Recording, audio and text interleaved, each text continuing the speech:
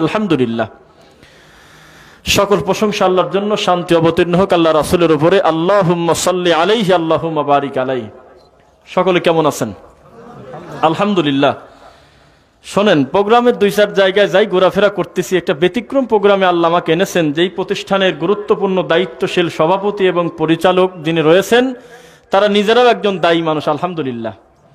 আশপাশে দিনী বিদ্যা নাই, দিন ধর্ম বোঝে না এমন মানুষ সামনে রেখে যদি কথা বলা হয়, তাহলে যত দামি কথাই হোক তার ভিতরে কোনো রিয়াকশন নাই, মনের কাছে কোনো আত্মতৃপ্তি আসে না। আননন ফেস, আননন দিন ধর্ম যিনি জানেন না, তার সাথে কথা বলে খুব বেশি মজা লাগে না। আরও বেশি খুশি লাগতেছে এমন একজনকে এই সম্মানজনক চেয়ারে আপনারা বসায়েছেন। যদি আশপাশে কোনো গ্রামে আমার জন্ম হতো, কোনো না কোনোভাবে আমি হয়তো ওনার ছাত্রই হয়ে যেতাম, আব্দুল বাতেন হাফিজাহুল্লাহর।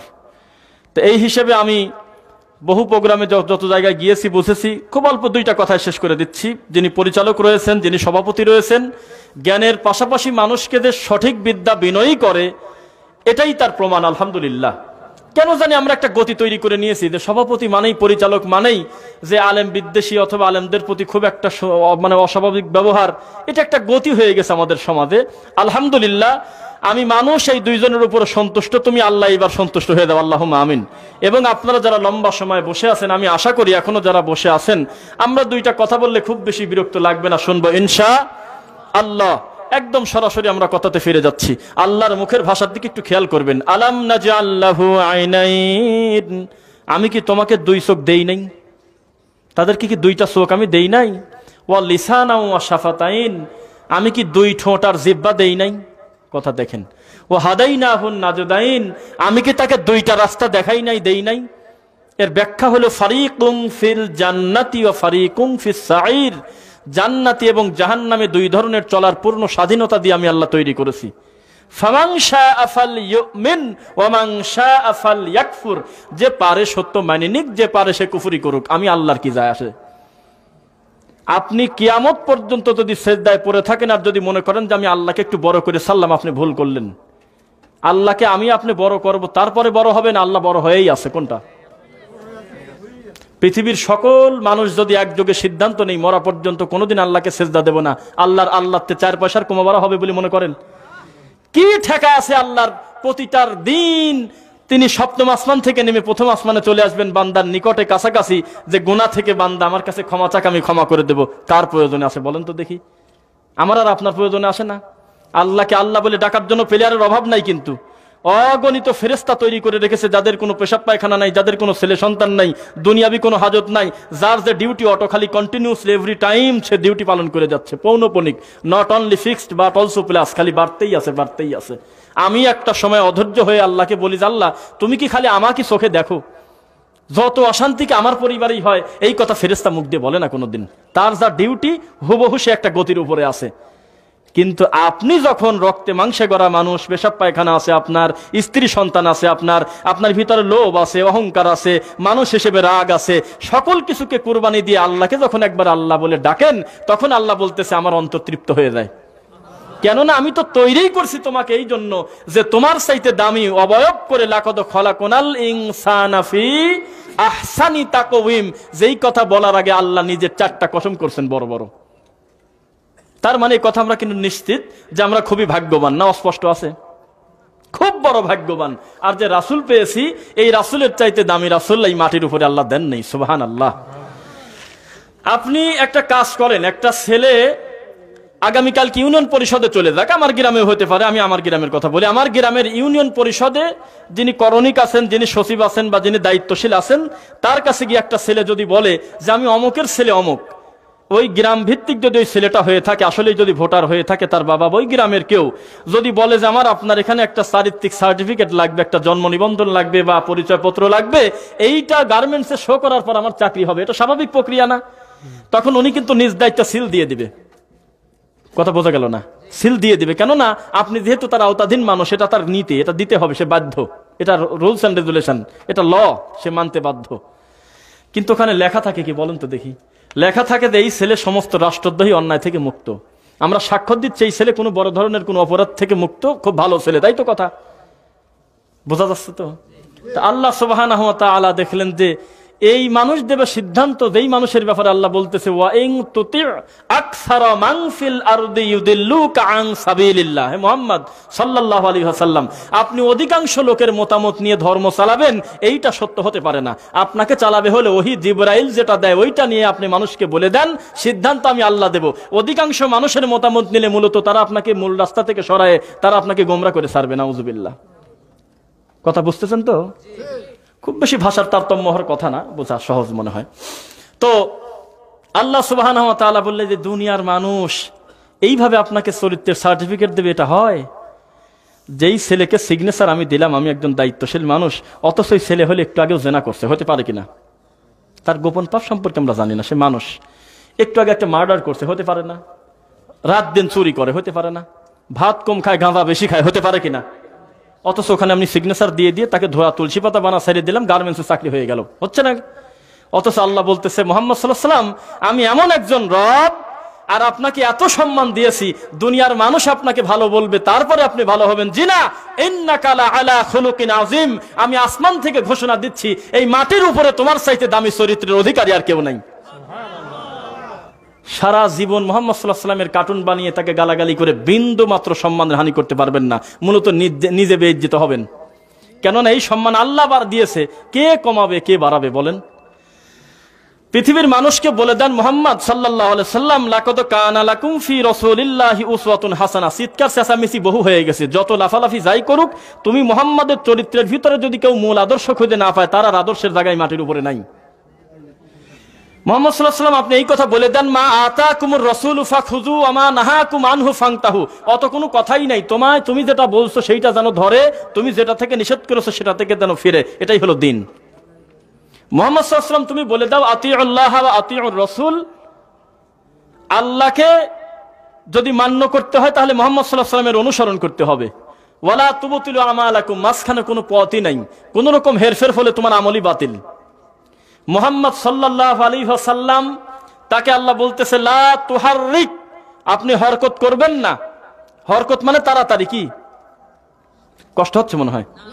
দেখি নারায়ে তাকবীর না দিয়ে আমরা একটু লিল্লাহি তাকবীর দেই। লিল্লাহি তাকবীর, আলহামদুলিল্লাহ।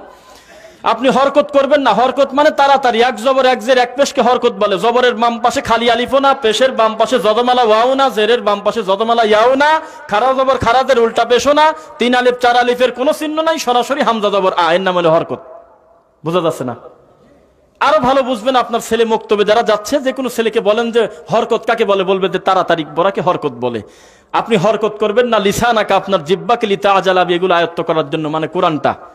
ইন্না আলাইনা জামাআহু ওয়া কুরআনা, যেই আল্লাহ সুবহানাহু ওয়া তাআলা এত উপর থেকে কোরআন মাজিদ নাজিল করে আপনার কাছে ধীরে ধীরে দিতে পারি, ওই আল্লাহ গোটা কোরআন মাজিদ আলটিমেট প্যাকেজ করে আপনাকে কোরআনের হাফেজ বানায় আপনার বুকের ভিতরে গোটা কোরআন ঢোকাতে আমার বেশি কষ্ট লাগবে না। বোঝা যাচ্ছে কিনা? তো এই কথাগুলো আমি কেন বলতেছি, এই কথাগুলোর দ্বারা কি বুঝলেন আপনি? আল্লাহ তার নবী মুহাম্মদ সাল্লাল্লাহু আলাইহি ওয়াসাল্লামকে খুব ভালোবাসে না? আপনার চাইতে কম না বেশি? কথা একটু বলেন, কম না বেশি? এটা তো জুমার খুতবা না, আপনি একটু আওয়াজ দিলে আমি বুঝতে পারবো যে হয়তো আমরা কথাটা লম্বা করতে পারবো ইনশাআল্লাহ। তা আল্লাহ সুবহানাহু ওয়া তাআলা তাকে খুব ভালোবাসেন। তার গলার আওয়াজের চাইতে একটু গলার আওয়াজ জোরে শোনা গেছে, বলতেছে লা তারফাউ আসওয়াতাকুম ফাওকা সাওতিন নবী আন তাহবাতা আমালুকুম আনতুম লা তাশউরুন। আর কোনোদিন যদি তোমার গলার আওয়াজের চাইতে যদি কারোর গলার আওয়াজ উঁচু হয়, তাহলে তার অতীতের জীবনের আমল আমি বরবাদ করে দেবো, কাটে দেবো। আনতুম লা তাশউরুন, ওর থেকে আবার অনুমতি নেব নাকি? ও ঠিকই পাবে না, জীবনের সব ভালো আমল বাতিল। বলেন তো এই কথাগুলো দ্বারা কি বোঝাচ্ছি? মুহাম্মদ সাল্লাল্লাহু আলাইহি ওয়াসাল্লামকে আল্লাহ কম ভালোবাসে না বেশি ভালোবাসে? কঠিন ভালোবাসে না? এই ভালোবাসা কিয়ামত পর্যন্ত আপনি যতই মুহাম্মদ সাল্লাল্লাহু আলাইহি ওয়াসাল্লামকে বড় করতে চান, আল্লাহ যেই বড় করেছে এই বড়র উপরে আপনি আর পারবেন না বড় করতে। কেননা আলহামদুলিল্লাহি রাব্বিল ওয়া মা আরসালনাকা ইল্লা রাহমাতাল লিল। আর কি চান আর বলেন তো, কি চান? মুহাম্মদ সাল্লাল্লাহু আলাইহি ওয়াসাল্লামের মাধ্যমে যে দিনটা আমরা পেয়েছি, এই দিনের উপর আমরা সন্তুষ্ট, বলেন আলহামদুলিল্লাহ। তিনি হলো গোটা আলম জগতের রহমত। কিসের রহমত? গোটা আলমের রহমত তিনি। সেই আল্লাহ সুবহানাহু ওয়া তাআলা তিনি বলতেছেন যে আমার মুহাম্মদ সাল্লাল্লাহু আলাইহি ওয়াসাল্লাম তোমাদের জন্য যেটা দেয় সেটা নাও, যেটা থেকে নিষেধ করে তা থেকে বিরত থাকো, তাই কিনা? এইবার আসেন, আয়েশা রাদিয়াল্লাহু তাআলা আনহা আমাদের মা না? ঠিক আছে, যেমন তেমন মা, সেই রকম মা না? এই মায়ের চরিত্রে কলম দেওয়ার জায়গা আছে? এত গুরুত্বপূর্ণ মা হয়, এত বড় দামি বিদ্যান মা হয়। এই মা বলতেছে মান আহদাসা ফি আমরিনা হাযা মা লাইসা মিনহু ফাহুয়া রাদ্দুন। যেই আমলটা আমাদের শরীয়তের ভিতরে নাই, তার মানে আমার স্বামীর সিগনেচার নাই, স্বামীর অনুমোদন নাই, আমাদের দিনের ভিতরে নাই, এমন কোন কর্ম যত ভালো মনে করেই করুক লোকটা, ফাহুয়া রাদ্দুন, তা প্রত্যাখ্যাত, তা বাতিল। তার স্বামীর ব্যাপারে তার চেয়ে বেশি ভালো আপনি বোঝেন না নাকি? এইবার আসেন, রাসূলুল্লাহ সাল্লাল্লাহু আলাইহি ওয়াসাল্লাম বলতেছে যে কলা বাল্লিগু আন্নি ওয়ালাউ আয়া, তিনি বলতেছে যে আমি মুহাম্মদ সাল্লাল্লাহু আলাইহি ওয়াসাল্লামের পক্ষ থেকে যদি একটা কথাও তোমার জানা থাকে, তাহলে নিজের ভিতরেই ভালো কথাটা সীমাবদ্ধ না রেখে তাড়াতাড়ি আরো 5 জনকে এই কথাটা শেয়ার করে দিয়ে দাও, আমার কথাটা প্রচার করে দিয়ে দাও, কথা যদি সত্যি আমার হয়। তারপর বলতেছে বানি ইসরাইলের কাহিনী বলো, কোনো দোষ নাই, এগুলো জানেন, আমি কমন করে শুধু বলতেছি। শেষের কথাটা ওয়ামান কাযাবা আলাইয়া মুতাআম্মিদান ফালিয়াতাবাওয়াউ মাকআদাহু মিনান নার। পৃথিবীতে লোকটা জীবিত আছে কথা ঠিক, কিন্তু আমি মুহাম্মাদের উপরে বিন্দু মাত্র যদি কেউ অভিযোগ দেয়, মিথ্যা প্রতিপন্ন করে, যে কথা আমার না আমার নামে চালায় দেয়, তাহলে ও যেন নিশ্চিত থাকে জাহান্নামে অলরেডি তার জন্য ঘর তৈরি হয়ে গেছে। নাউজুবিল্লাহ। খুব বড় পাপ মনে হয়, তাই না? হাউজে কাউসারের কাছে নবী থাকবেন না মনে হয় নাকি? তাকে নিয়ামত দেবেন না আল্লাহ, মাকামে মাহমুদ দিবেন, তাই না? হাউজে কাউসারের পানি দিবেন, ওই পানি খাওয়ার পর কি আর তৃষ্ণা লাগবে বলে আপনি মনে করেন? এই জায়গায় মুহাম্মদ সাল্লাল্লাহু আলাইহি ওয়াসাল্লাম বলতেছে আমি খুব আশা করে দাঁড়ায় থাকবো, আমি দেখতেই ছিল আমার উম্মত আসতেছে। এটা মুসা আলাইহিস সালামের উম্মত না, আমার আব্বা ইব্রাহিম আলাইহিস সালামের উম্মত না, আবুল বাশার আবুল নাস আদম আলাইহিস সালামের উম্মত না, আমি দেখতেইছি আমার উম্মত আসতেছে। সুবহানাল্লাহ। তা আমি মুহাম্মদ সাল্লাল্লাহু আলাইহি ওয়াসাল্লাম রেডি হয়ে আসি, আসার সাথে সাথে আমি একটু পেদে ভাবে ধরে আমি পানি দিয়ে দেবো, যে পানি খাও সোনা, পানি খাও, তুমি আমার উম্মত, ভালোবাসা নিয়ে দাঁড়ায় আছে। কিন্তু আনফরচুনেটলি মুহাম্মদ সাল্লাল্লাহু আলাইহি ওয়াসাল্লামের কাছাকাছি আসার যখন সময় হয়ে গেল, একদম কাছাকাছি প্রায়, তখন একবার উল্টা দিক করে ঘুরিয়ে নিয়ে চলে যাচ্ছে ফেরেশতারা। মুহাম্মদ সাল্লাল্লাহু আলাইহি ওয়াসাল্লাম সঙ্গে সঙ্গে বলে এটা কাজ করলেন নাকি, আমি তো রেডি হয়ে আছি, আমি পানি দেবো ওদের, এটা তো আমার উম্মত। তো বলতেছে হ্যাঁ ঠিক আছে আপনার উম্মত, তবে অপরাধ হলে একটা। কয়টা? আপনি মরার পরে লিমান বাদদালা দিনই, আপনার দিনে কম বেশ করছে, দিন বদলা ছেড়ে দিয়েছে। এরা তাহাজ্জুদ বাদ দেশে কথা আমি বলি না, সালাত কম পড়ছে কথা আমরা বলি না, জুব্বার কোনো ত্রুটি ছিল তা আমরা বলি না, টুপি খাটো ছিল সে কথা আমরা বলতেছি না, আমরা বলতেছি এ মুহাম্মদ সাল্লাল্লাহু আলাইহি ওয়াসাল্লাম আপনি বলেন নাই, বা আপনার শরীয়তের যে হুবহু একটা মাপকাঠি এটার কোমাবাড়া করে ছাড়ছে এরা, সেই জন্য আমি আমার সরা নিয়ে গেলাম, পানি দেব না। তো পৃথিবীতে মানুষ হিসেবে মুহাম্মদ সাল্লাল্লাহু আলাইহি ওয়াসাল্লামের চাইতে আর কারোর দয়া বেশি আছে বলে এই কথা মনে করেন আপনি? একটু জোরে কথা বলবেন। আপনার কি মনে হয় এই মাটির উপরে আর কোন লোক আছে যার দয়া আমার নবী মুহাম্মদ সাল্লাল্লাহু আলাইহি ওয়াসাল্লামের চাইতে বেশি? সেই রাসূল সাল্লাল্লাহু আলাইহি ওয়াসাল্লাম কেন বললেন না ফেরেশতারা একটু দাঁড়াও তো, এত ধরলে চলে নাকি? আমি আজকে মাকামে মাহমুদ পাবো, হাউজে কাউসার, আমাকে আল্লাহ বিশেষ অনারিয়ম দিবেন সুপারিশের, আমাকে গুরুত্বপূর্ণ একটু সম্মানের জায়গা করে অত হেসেই করা লাগে না। আমি দেখতেছি মানুষের ভুলভ্রান্তি থাকে, দেখতেছি। আমি একটু পরে কথা বলি, কোন ধরনের কোনো কথা নাই। পৃথিবীর শ্রেষ্ঠ মায়ার মানুষ কেন মুখ দিয়ে বললো যে সোহকান লিমান বাদদালা দিইনি? কেন এই কথাটা বললেন? সঙ্গে সঙ্গে কেন বললেন যে তুমি সরে দাও, তোমার মতো লোক দরকার নেই, সরো আমার কাছ থেকে? একটু সময় নিয়ে তো বলতে পারতেন, তাই না? এই কথার দ্বারা আমরা অলরেডি ক্লিয়ার বুঝে গেছি, দিন হলো এমন একটা জিনিস যে মুহাম্মদ সাল্লাল্লাহু আলাইহি ওয়াসাল্লাম তার মন মতো নিজেও চালান নাই, আল্লাহ যা বলেছেন ওইভাবে চালাইছেন। সুবহানাল্লাহ। আরে কম বেশ করে নাই। এইবার আসেন, কেবল মুহাম্মদ সাল্লাল্লাহু আলাইহি ওয়াসাল্লামের গলার আওয়াজের চাইতে একটু গলার আওয়াজ উঁচু হয়েছে, আল্লাহর সহ্য হলো না। ভালো কম না বেশি বাসে বলেন তো? বেশি না কম? সামান্য একটু আগে মুহাম্মদ সাল্লাল্লাহু আলাইহি ওয়াসাল্লামকে আল্লাহ বলতেছে যে যতই দৌড়াদৌড়ি করুক হে মুহাম্মদ সাল্লাল্লাহু আলাইহি ওয়াসাল্লাম, তোমার আদর্শের ভিতরেই রয়েছে উত্তম চরিত্র, তোমার চরিত্রের ভিতরে। কেবল আল্লাহ বলতেছে ইন্নাকা লাআলা খুলুকিন আযীম, তোমার চাইতে দামি চরিত্রের অধিকারী এই মাটির উপরে কেউ নাই। কেবল আল্লাহ বলতেছে মুহাম্মদ সাল্লাল্লাহু আলাইহি ওয়াসাল্লাম, আমাকে যদি কেউ মান্য করতে চায় সে যেন তোমার অনুসরণ করে তারপরে আমার কাছে আসে।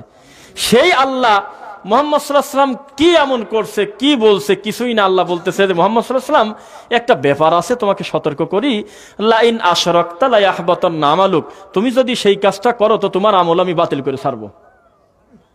সেই জিনিসটার নাম বলেন তো একবার। শিরক। কি নাম? শিরক। তুমি যদি শিরক করো তো তোমার আমল বাতিল। কথা এদের দেখেন, তাকায় লোম দাঁড়ায় যায়, কিসের সাথে কি?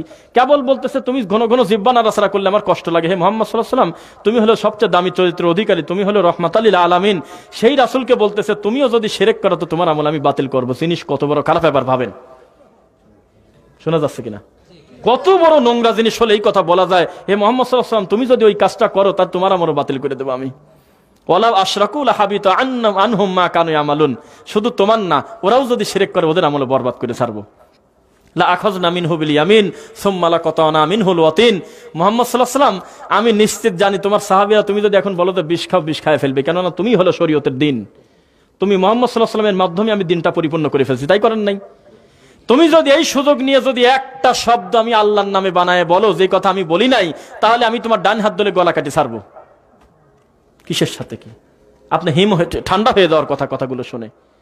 যাকে এত সম্মান এত মহব্বত করতেছে, তাহলে দিনের ব্যাপারে একটু কম বেশ করার কারণে এত বড় শাস্তির ব্যাপার। আরেক জায়গায় বলতেছে তুমি যদি শিরক করো তোমার আমলও বাতিল। এতগুলো কথা কি প্রমাণ করে না যে মুহাম্মদ সাল্লাল্লাহু আলাইহি ওয়াসাল্লাম হলো মাখলুক, আল্লাহ হলো খালেক? তাই তো মুহাম্মদ সাল্লাল্লাহু আলাইহি ওয়াসাল্লাম তিনি মাখলুক, এই মাটির উপরে সবচেয়ে দামি মাখলুক, এই কথা ঠিক। কিন্তু খালেকের সত্তাগতভাবে তার কোনো অংশ নাই, তিনি মাখলুক, এই কথাই ঠিক। আর আল্লাহ হলো কুল হু আল্লাহু আহাদ, তিনি এক, অদ্বিতীয়, তার কোনো শরিক নাই। এটাই হলো আল্লাহর শ্রেষ্ঠত্ব, আল্লাহর সৌন্দর্য। এই নবী মুহাম্মদ সাল্লাল্লাহু আলাইহি ওয়াসাল্লাম আপনাদেরকে বলতেছে ইজা সাআলতা ফাসআলিল্লাহ, যা দরকার সব আল্লাহর কাছে চাও। তো মুহাম্মদ সাল্লাল্লাহু আলাইহি ওয়াসাল্লাম আজকে যদি জীবিত থাকতেন বা তিনি জীবিত থাকা অবস্থায়ও আপনার মতো একটা লোক দরদ নিয়ে যদি যায় বলতেন হে মুহাম্মদ সাল্লাল্লাহু আলাইহি ওয়াসাল্লাম, অন্যান্য বাবা তো বহু দূরের কথা, আমরা আপনার কাছে সরাসরি চলে আসছি, আপনি একটা ছেলের ব্যবস্থা করে দেন। মুহাম্মদ সাল্লাল্লাহু আলাইহি ওয়াসাল্লাম আপনার ঘাড় ভেঙে দিতেন, বলতেন তো খবরদার, আমি মুহাম্মদ সাল্লাল্লাহু আলাইহি ওয়াসাল্লামের যা দরকার আমি আল্লাহকে বলি, আমি ছেলে দেওয়ার মালিক না, ছেলে দিবে হলো আল্লাহ। বোঝা যাচ্ছে না? এখন মুহাম্মদ সাল্লাল্লাহু আলাইহি ওয়াসাল্লামের অপোজিটে আপনি অন্যান্য যারা আছে তাদেরকে আপনি ঠেকায় এখন যুক্ত করে বলেন। পৃথিবীর শ্রেষ্ঠ মানুষ বলতেছে তোমার জুতার ফিতাও যদি ছিঁড়ে যায়, মুসির কাছে যাওয়ার আগে এই কথাটা আল্লাহকে একবার বলো।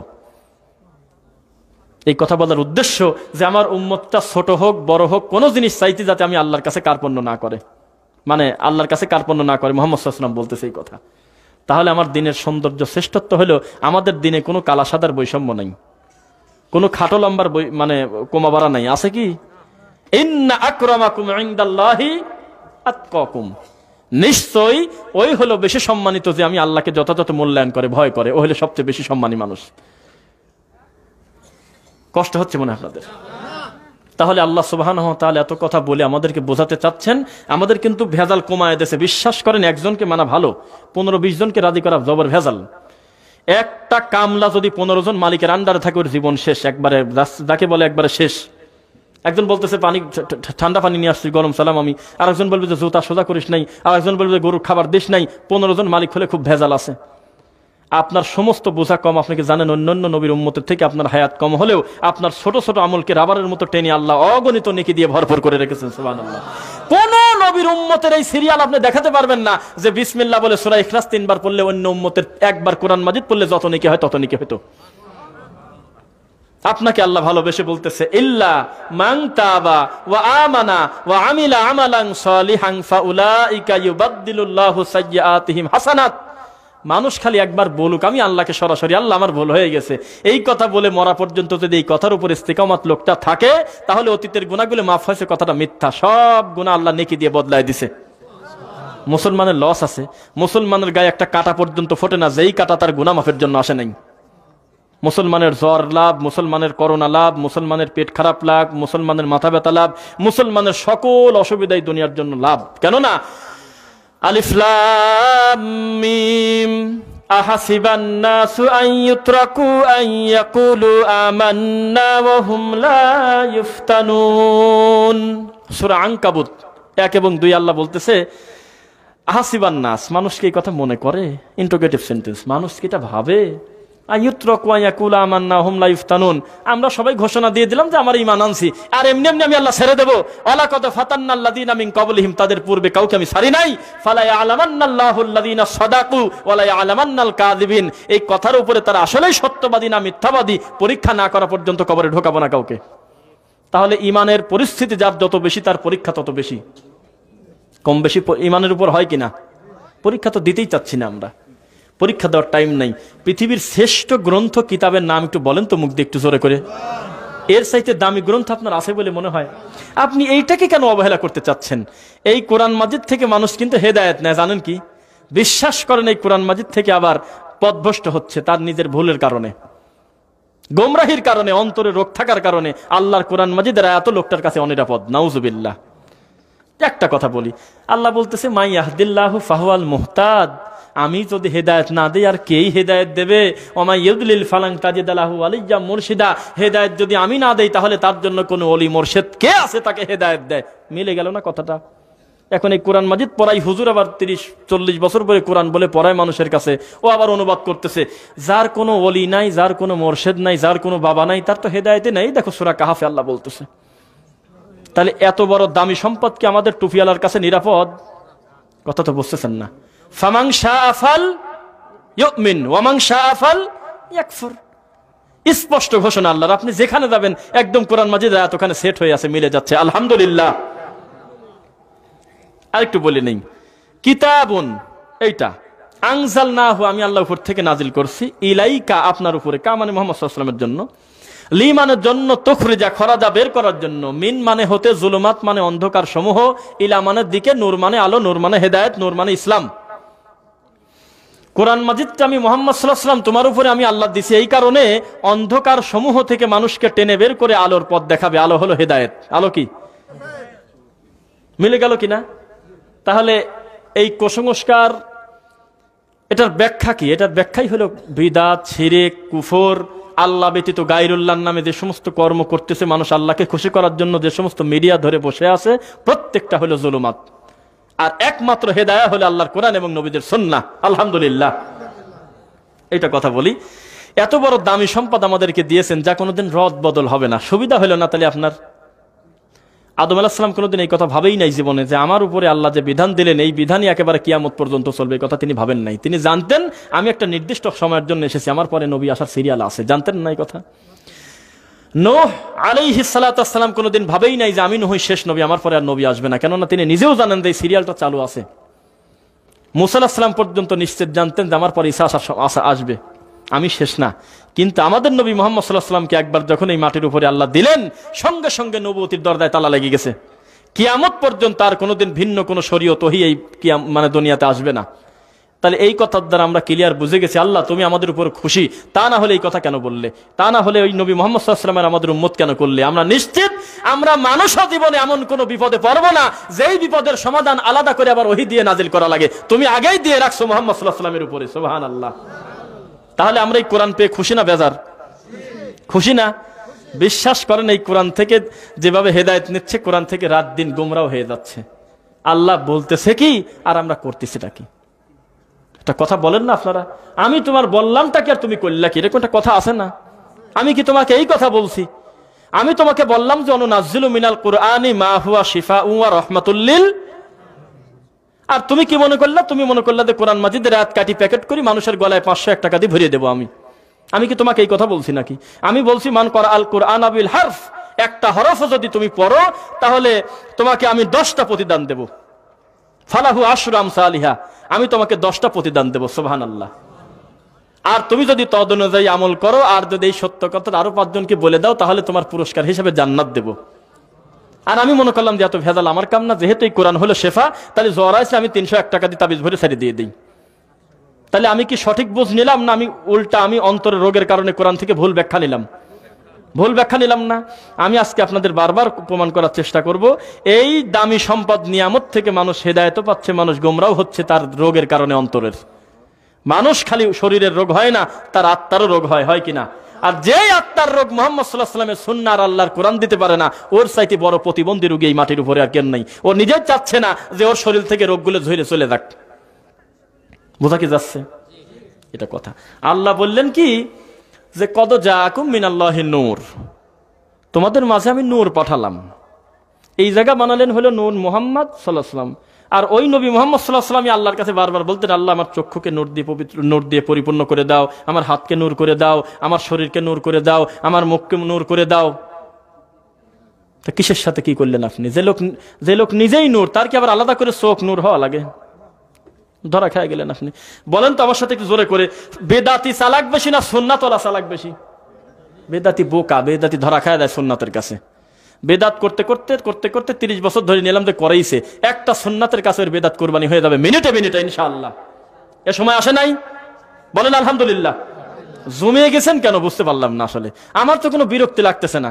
আমাকে আরো আধা ঘন্টা পরে দিলেও আমি মনে করতাম না যে বেইনসাফ করলো, কারণ আমি একটা দিনের জন্য আসছি, পরিস্থিতি তো আমার বোঝা উচিত নাকি? কিন্তু আপনারা তো একটু ভালোভাবে একটু সাড়া দিবেন ইনশাআল্লাহ। লিল্লাহি তাকবীর। আল্লাহ তুমি কবুল করো, আল্লাহুম্মা আমিন। এক নজরে খেয়াল করে তাকায় থাকবেন। আমি খুব বড় বিদ্যা রাখি বা অনেক জ্ঞানী কথা বলবো বলে আমি মনে করি না। আমার ভাঙাচোরা বিদ্যা যাই আছে, আমার একটা সাহস আছে। সাহস হলো বাল্লিগু আন্নি ওয়ালাউ আয়া বিল বায়্যিনাতি ওয়াজ জুবুর ফাসআলু আহলা যিকর। আমার সাহস হলো যে আমি আপনার থেকে লেখাপড়া কম জানলেও আমি যদি সত্যি মুহাম্মদ সাল্লাল্লাহু আলাইহি ওয়াসাল্লামের কোনো চূড়ান্ত সুন্নাহ জানি, এইটা আপনাকে বলা কোনো দোষের কিছু না। কথা বোঝা গেল না মনে হয়? এটা ঠাকুরের ধর্ম না, এক সাইড বলে দিয়ে দিলাম যে আব্বা যা বলে তাই, আমার ওসব ধরার ঠেকা নাই।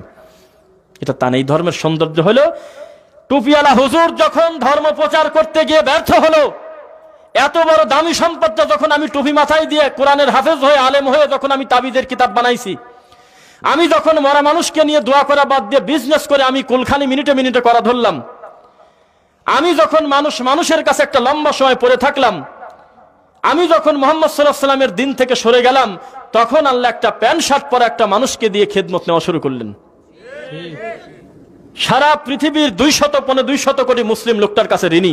যেই কাজ টুপি মাথায় দিয়ে 40 বছর হাদিস কোরআন পড়ে আমার করার কথা ছিল, সেই কথা ওই লোকটা প্যান্ট শার্ট পরে করে। কথা বোঝা গেল না মনে হয়? তোমার কথা তুমি তামাশা করার কারণে, তোমার সাথে আমলের একটু সামান্য তারতম্য হওয়ার কারণে তুমি প্রতারক আল্লাহর ঘর পর্যন্ত পুরায় দাও। তুমি বলে মুফতি, তুমি বলে হুজুর, তুমি কাবা ঘরের ইমামের সাথে পারো না, পারো হলে ফরিদপুরের ওই কয়েকটা মাজলুম অবহেলিত দিনী ভাইদের ব্যাপারে লাগো। তুমি ভোলার ওই দিনী ভাইদের ব্যাপারে পারো যারা মুহাম্মদ সাল্লাল্লাহু আলাইহি ওয়াসাল্লামের চূড়ান্ত সুন্নাহ সমাজে বাস্তবায়ন করার চেষ্টা করে। তুমি তাদের ঘরই পুরা দিলা, তোমাকে চিনি না, তুমি এই ধরনের ঠাকুর মুফতি। এই বুদ্ধি নিয়ে তুমি চলো। তখন আল্লাহ দেখলো যে ব্যাপারটা কি, এইভাবে যদি মানুষ দিন ধর্ম চালায় তাহলে হিন্দু, বৌদ্ধ, ইহুদি, খ্রিস্টান এই মাটির উপরে কোনো লোক জানতেই পারবে না আসলে ইসলামের সৌন্দর্যটা কোন জায়গা। তখন একটা প্যান্ট শার্ট পরাওয়ালা মানুষকে দিয়ে সারা পৃথিবীর ইহুদি খ্রিস্টানের হাঁটু কাঁপায় দিয়েছেন আল্লাহ। কথা বোঝা যাচ্ছে না মনে হয়? তখন তুমি তার পিছনে লাগিয়ে গেলে। তুমি চা খাবার কাউকে উনি ইহুদির দালাল, উনি হলো খ্রিস্টানের দালাল, টুপি মাথায় দিয়ে হুজুর বলতেছে এই কথা। তো তুমি নিজে কিছু করে দেখাও।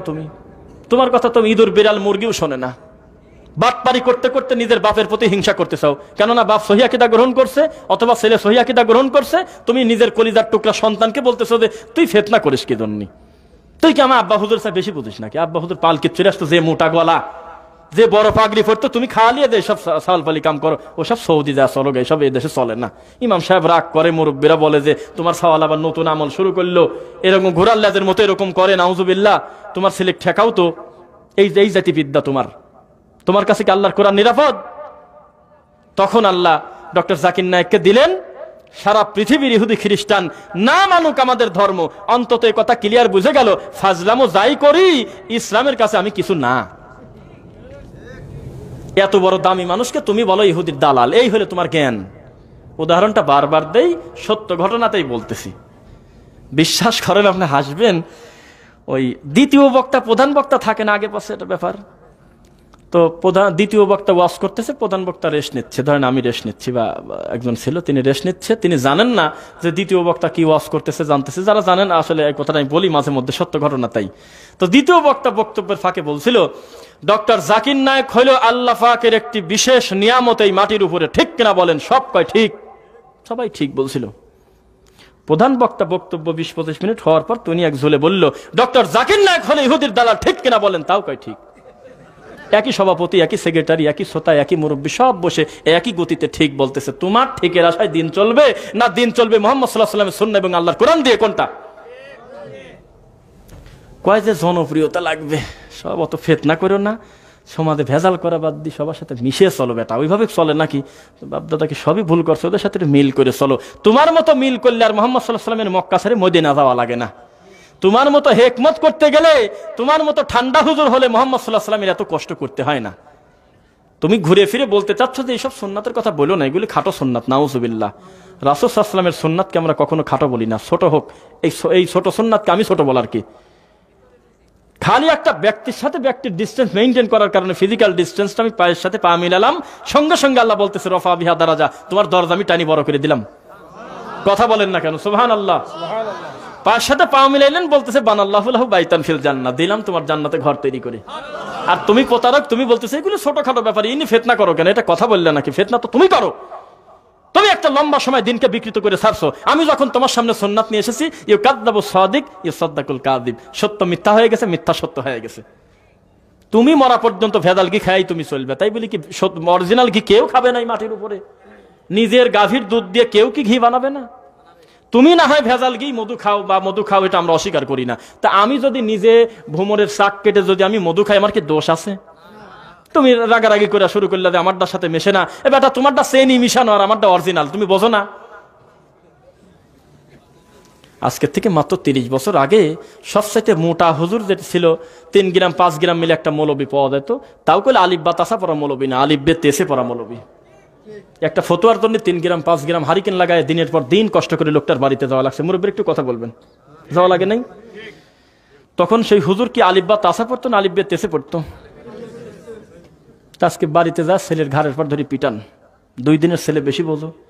দাদা হুজুর, আব্বা হুজুর, অমুক হুজুর, লোয়া হুজুর, সাদি হুজুর, আমার ঘরে যত বড় বড় হুজুর তারা বেতেছে পড়ছে, আর তুমি 2 দিনের ছেলে মুক্তবে দেয়া বলো যে আলিফ বা তা হা পাতলা জিম শক্ত হা এইভাবে খ কেন বলো? তুমি আলিফ বেতেছে পরেই কবরে দেবে, বলেন তো দেখি। সত্য আসলে যদি আপনি কথায় কথায় বলেন যে আব্বা ভুল করছে নাকি, হ্যাঁ তোমরাই এত ভালো, তোমার লোক এত কম কে, এত কথাই যদি আপনি বলেন, তাহলে ছেলেক ধরি পিটান আপনি যে 2 দিন মুক্তবে দেয়া সারি আমার এত কষ্টের বেতেছে বদলা দি বা তাসা বানা চাইলে, বলেন তো দেখি। তার মানে আপনি নিজেও জানেন যে কথাটা আমার ছেলেরটাই রাইট। আসলে ওই সময় বিদ্যা পৌঁছে নেই আমাদের ওস্তাদের কাছে, ওই সময়ের জন্য ঠিক ছিল। সত্য একবার সামনে এসে গেলে তখন আমরা মানতে বাধ্য। তার মানে ইচ্ছা করি ভণ্ডামি করতেছেন। ওই ছেলের আবার প্রশংসা করে, চা খায় আর কয় আমার বাচ্চা ছেলে এত সুন্দর করে কোরআন পড়ে, এত সুন্দর করে আরবি অক্ষরগুলো উচ্চারণ করে, ফাইন লাগে। ওই একই ছেলে যদি আমলের তারতম্য হয় বাপের সাথে, কোরআন এবং সহিহ হাদিস অনুযায়ী আমল করে, বাপ ওর পাশে লেগে গেছে। কিছু না বললেও অন্তত বারবার বলে তুই চুপ কর তো, তুই এতই করিস কি জন্য, এতই করলে চলে নাকি? হুজুররা মন খারাপ করে, আমার এতদিন পড়াচ্ছে, তারা কি ভুল করছে নাকি? এই তো লাগিয়ে গেছো তুমি। একটা বার তোমার মনে হলো না কথাটা নবীর কিনা, এই কথা তোমার মুখ দিয়েই আসে না, খালি বলো আমার দাদা হুজুর কুফর থেকে পাশ করে দিয়েছে কিনা। সি সি সি সি সি সি সি নাউজুবিল্লাহ, এই একটা কথা বললেন আপনি। আপনি বলেন তো, বুকে হাত দিয়ে মোহাম্মদ সাল্লাল্লাহু আলাইহি ওয়াসাল্লামের হাজার হাজার হাদিস সব প্যাকেট করে আপনি জেনে ফেলেছেন, এই কথা বলতে পারবেন আপনি? মোহাম্মদ সাল্লাল্লাহু আলাইহি ওয়াসাল্লাম তার উপর যে কোরআন মাজিদ নাজিল হয়েছে, গোটা কোরআন মাজিদ একবারে শানে নজুল সহ, তাফসির সহ, অর্থ সহ সব আপনি ইবারত সহ জানেন, বলতে পারবেন আপনি? তাহলে আপনি কেন আমার পর রাগ করেন আপনার আমলের তারতম্য হওয়ার কারণে? এটা একটা ব্যতিক্রম দেশে বাস করি, যেই দেশে আমলের তারতম্য হওয়ার কারণে আল্লাহর ঘর পর্যন্ত পুরা দেয়।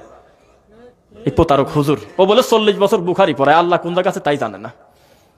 খালি বুখারি বলে পড়াই, মরার আগে বাড়াচ্ছে, কেউ কয় 60 বছর, কেউ কয় 70 বছর, কেউ কয় 40 বছর। আমার দাদা খালি বুখারি পড়াই। 3-6 তালে একটা মসজিদ, বিশাল গম্বুজ, বিশাল মিনার, এত সুন্দর মসজিদ দেখলে কলিজা ঠান্ডা হয়ে যায়। আল্লাহর ঘর না বলেন তো একবার? কিন্তু সেই মসজিদের মেম্বারে বসে খালি হরিণের গল্প করে। তা এখনকার মসজিদের কি আর অহংকার করতে পারবো, আর গর্ব করতে পারবো? মসজিদের মূল খোরাক নষ্ট করে ছাড়ে নাই। আমি একটু গল্পের মতো করে কথা বলি, সুর নাই এ কথা বলি না, কিন্তু কেমন জানি টানিয়ে টুনি হবি না আমার কথা বুঝছেন? এইভাবে কি আপনার অসুবিধা আছে? যেভাবে কথা বলতেছি, লিল্লাহি তাকবীর, জায়গা করে দেন দিনী ভাইরা, কষ্ট যাতে অন্তত না হয় আসতে একটু ইনশাআল্লাহ। তো যে কথা বলতেছিলাম, যে আল্লাহ সুবহানাহু ওয়া তাআলা আমাদের জন্য নবী মুহাম্মদ সাল্লাল্লাহু আলাইহি ওয়াসাল্লামকে চূড়ান্ত নবী করেন নাই, কিতাব হিসাবে এটাকে চূড়ান্ত করেন নাই, মুহাম্মদ সাল্লাল্লাহু আলাইহি ওয়াসাল্লামের সুন্নাহকে আমাদের জন্য মডেল করেন নাই। এরপরেও যদি আমাদের না হয় 6000-এর উপরে আয়াত, হাজার হাজার সহিহ হাদিস, এরপরেও যদি আমি ওই মুনকার নিয়ে, জাল নিয়েই যদি আমি পড়ে থাকি আর বলি যে আমি ছাড়বো না, এটা নিয়েই পড়ে থাকবো, আসলেই আপনি রুগী না বলেন তো? একটা নোট চকচকে, একটা নোট হলে একটু একটু কেমন জানি একটু মানে দুর্বল দুর্বল। এই দুইটা পার্থক্য করে আপনি ভালোটা নেন, সেই লোক আপনি। সেই লোক আপনি বলতেছি বারবার যে জয়ীফ রে ভাই এটা জাল, তাও তুমি কও যে অসুবিধাটা কি, কামটা কি খারাপ নাকি? একটাবার তোমার মনে হয় না যে চকচকা সহিহ হাদিস, চকচকা কোরআন মাজিদের আয়াত থাকার পর আমি অজুহাত দেইটা কোন জ্ঞানে? কি প্রয়োজন আছে আমার দেওয়ার? বুখারীর নাম শুনে রাগে যায় না? কথা বলে না, আমি না আস্তে করে বলতেছি যাতে আরো মেলা দিন ধরে কথা বলতে পারি, আরো যাতে প্রোগ্রামে যা গলা ব্যথা আমি মলাম রে, আমার ভালো ঠেকতেছে না, এইসব রং ঢং যাতে না করতে হয়। যারা আমাকে দাওয়াত দেয় তারা একটু আশা করেই দাওয়াত দেয়, যারা উপস্থিত সামনে বসে আছেন একটু দরদ নিয়েই বসে আছেন, আমি কথাটা যাতে একটা গতির উপরে থাকতে পারি, চান কিনা? 3 মিনিট চেঁচা কাঁদি কাটি অস্থির করে দিই, 6 মিনিট পর গলা বসে গেল, দরকার আছে? এজন্য আমি আস্তে কথা বললেও আপনারা একটু জোরে বলবেন ইনশাআল্লাহ, পড়েন তো। তো এত কিছু দিলেন আমাদের, তাও আমরা সন্তুষ্ট না কেন জানি। আমরা ঘুরে চলে গেছি, মা চেয়ারেতে টাইনে তুলে দিয়ে চাষির বসতে দিয়েছে, একটা চাষিকে মান দেওয়া হলো? হ্যাঁ, আব্দুল কাদের জিলানির প্রতি আমাদের কোনো উদাহরণ নাই, আপনার আছে। তাই তো আপনি আব্দুল কাদের জিলানির বাপের বড়ই খাওয়ার গল্প টানি, চায়ের জমা খালি টানেনি খালি। আর আমরা মনে করি উনি একটা সম্মানী মানুষ, উনি শরীয়তের হালাল হারামের দেওয়ার কেউ না, উনি আমাদের জন্য শরীয়ত না, ওই লোকটাকে নিয়ে কেন আমি টানা হেসা করবো? তার আমল নিয়ে তো আল্লাহর কাছে চলে গেছে, তার প্রতি আমাদের সুধারণ, আল্লাহ তুমি তাকে জান্নাতি হিসাবে কবুল করো, যেহেতু তিনি কালিমা পড়া মুসলমান। তোমার এইটুকে হয় না, তুমি টাইনি লোকটার মান বাড়াতে যায়, বলতেছো যে এমন জিনিস যে বাক শুদ্ধি মুরিদ হয়ে যেত। এটা কথা নাকি? লোকটাকে বেইজ্জত করলাম না আমি? আলোচনার ভিতরে ঢুকে দেয় নাকি বলেন? কি বলছিলাম যে মোহাম্মদ সাল্লাল্লাহু আলাইহি ওয়াসাল্লামের উপরে যদি কেউ অপবাদ দেয়, মিথ্যা প্রতিপন্ন করে, তার থাকার জায়গা কোথায়? বিশ্বাস করেন, আমরা মনে করতাম আগে যে মোহাম্মদ সাল্লাল্লাহু আলাইহি ওয়াসাল্লামকে গালি দিলে মনে হয় অপমান করা হলো শুধু, মোহাম্মদ সাল্লাল্লাহু আলাইহি ওয়াসাল্লামকে আপত্তিকর কিছু বললে মনে হয় অপমান করা হলো শুধু। জি না, তিনি বলেন নাই, করেন নাই, অনুমোদন দেন নাই, সাহাবায়ে কেরাম থেকে কোনোভাবেই স্বীকৃত না এমন কোনো কথা মোহাম্মদ সাল্লাল্লাহু আলাইহি ওয়াসাল্লামের দিকে যদি ঠেলে দেন, সেই কথাটা যতই ভালো হোক তবু তার উপর অপবাদ দিলেন আপনি। বোঝা গেল কিনা? আপনি একটা মসজিদে মাহফিলে এসে হুজুর খালি কাঁদে আর বলে যে আমার দাদা হুজুর যে কি করছে বাবারা, কি যে জিনিস ছিল বাবা, তাও ধরি বাড়ির লাগবে। যদি বলেন এটা কথা বললেন নাকি, ভালো কথা বলতে তা বাড়িব মানে, তো ভালো কথা তোমার দাদার পর চাপা দিলে কেন? এত বড় কোরআন থাকতে অধিক ঝামেলা দেওয়ার দরকারটা কি তোমার? খারাপ লাগছে মনে আপনাদের? মানে আমরা যাতে ডানে বামে সরে লড়ে যায়, ভেজালে পড়ে না যায়, এই জন্য কোরআন মাজিদ একটু মোটাই আছে, খুব একটা ছোট না। কুল্লাউ কানাল বাহরু মিদাদাল্লি কালিমাতি রব্বি লা নাফিদাল বাহরু ক্বাবলা আন তানফাদা কালিমাতু রব্বি ওয়ালাউ জিনা বিমিসলিহি মাদাদা। কোন কলম আছে, কোন খাতা আছে যে আমার কোরআন মাজিদের পূর্ণ অনুবাদ ব্যাখ্যা শেষ করে দিতে পারে? তো এই কোরআন আপনার ঘরে আপনি পড়ে আছেন হলো যে ঠিক আছে, কোরআন মাজিদ তো আমরা অসম্মান করি না, আমার কাকাও তো কম বোঝে না, আমার দাদাও তো কম বোঝে না, এই তো পড়ে আছেন আপনি। আপনি মূল জিনিস থেকে দূরে সরে যাচ্ছেন। যতদিন পর্যন্ত নিজে কোরআন না পড়বেন, যতদিন পর্যন্ত নিজে হাদিস না পড়বেন, যতদিন পর্যন্ত যারা এই দুইটা কথা কথায় কথায় মুখ দিয়ে বলে কল আল্লাহ কলেন নবী, আল্লাহ বলেছেন নবী বলেছেন, এই কথা যারা মুখ দিয়ে বলে তাদেরকে যতদিন সম্মান না দিবেন, ততদিন পর্যন্ত আপনার ঘাড়ের উপরে বেদাতি বসে কাঁঠাল খাবে। ঠিক কিনা? কথা শক্ত হচ্ছে না তো? কই শক্ত, একবার ঠান্ডা করে বলতেছি কথাগুলি। শোনেন শোনেন, আপনারা একটু জাগবেন না? বাড়িওয়ালা যদি নিজে সজাগ না থাকে, ওইভাবে ডাকাত চোর ঠেকান দেয় কোনোদিন নাকি? একটা গ্রামে 5,000 লোক থাকে, 2 জন গার্ড দিয়ে চোর ঠেকান দেয়, এটা কথা বললেন আপনি নাকি? আপনি যদি ঘুমের বড়ি খায় মরার ঘুম পারেন, ওইভাবে কি চোর ঠেকান দেয়?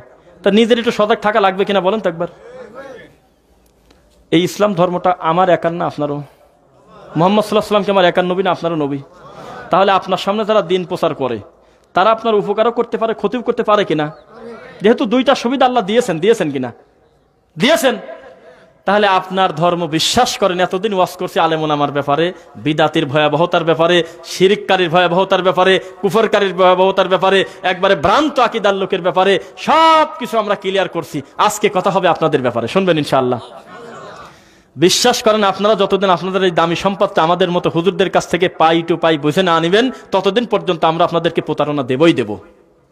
কেননা আমরা নিয়ত করে লাগছি, মানুষ যতদিন আমাদের কাছে আসবে ততদিন আমরা টিকে থাকবো। মানুষ যখন আল্লাহ এবং তার রাসূল সাল্লাল্লাহু আলাইহি ওয়াসাল্লামের দিকে ছুটবে, তখন আমার কি থাকে? আমিও তো দরবার নিয়ে বসে আছি। আমি খুব অল্প কথায় অনেক কিছু বোঝানোর চেষ্টা করতেছি, কথা বুঝতে পারলেন কিনা? মানুষ, আপনি রাগ করবেন না, ম্যাক্সিমাম মানুষ চায় না যে আপনি আপনার সকল জরুরতের কথা আল্লাহকে বলেন। এটাই যদি হয় তাহলে কবরটানি রাবারের মতো উঁচি করছে, ওর কি থাকে বলেন একবার? রুমালনি পেশা জিলাপিনি শুয়ে বসে আছে, ওর কি থাকে যদি সব প্রয়োজন আপনি সরাসরি আল্লাহকে বলেন? অত এর সাইতে লজ্জার কিছু নাই যে প্রতিদিন আল্লাহ প্রথম আসমানে নেমে এসে আপনাকে ডাকে, বান্দারে আমার কাছে গুনাহ থেকে পানা চাও।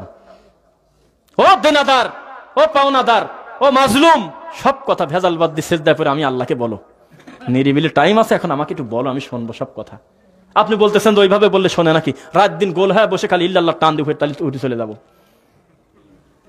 বোঝা যাচ্ছে না? আল্লাহর কালেমা ভাগ করা কি যায়? এত সুন্দর কালেমা লা ইলাহা ইল্লাল্লাহ, একটা নুকতা নাই, কিছু নাই, মুখে কথা বলা কত ক্লিয়ার। আফ্রিকার জঙ্গলের কালো মানুষটাও যদি বলে লা ইলাহা ইল্লাল্লাহ, তাও জবানে ভারী হওয়ার কথা না। এটা আমেরিকার একজন ইংলিশ পড়ালো লোকও যদি বলে লা ইলাহা ইল্লাল্লাহ, শব্দ এত সুন্দর শব্দ, তার মুখে ভারী হওয়ার কথা না। সেই শব্দটাকে তুমি টুপিয়ালা, তুমি ভাগ করি করছো খালি ইল্লাল্লাহ আর খালি হু। তাহলে তোমার কাছে এত বড় কোরআন কি নিরাপদ?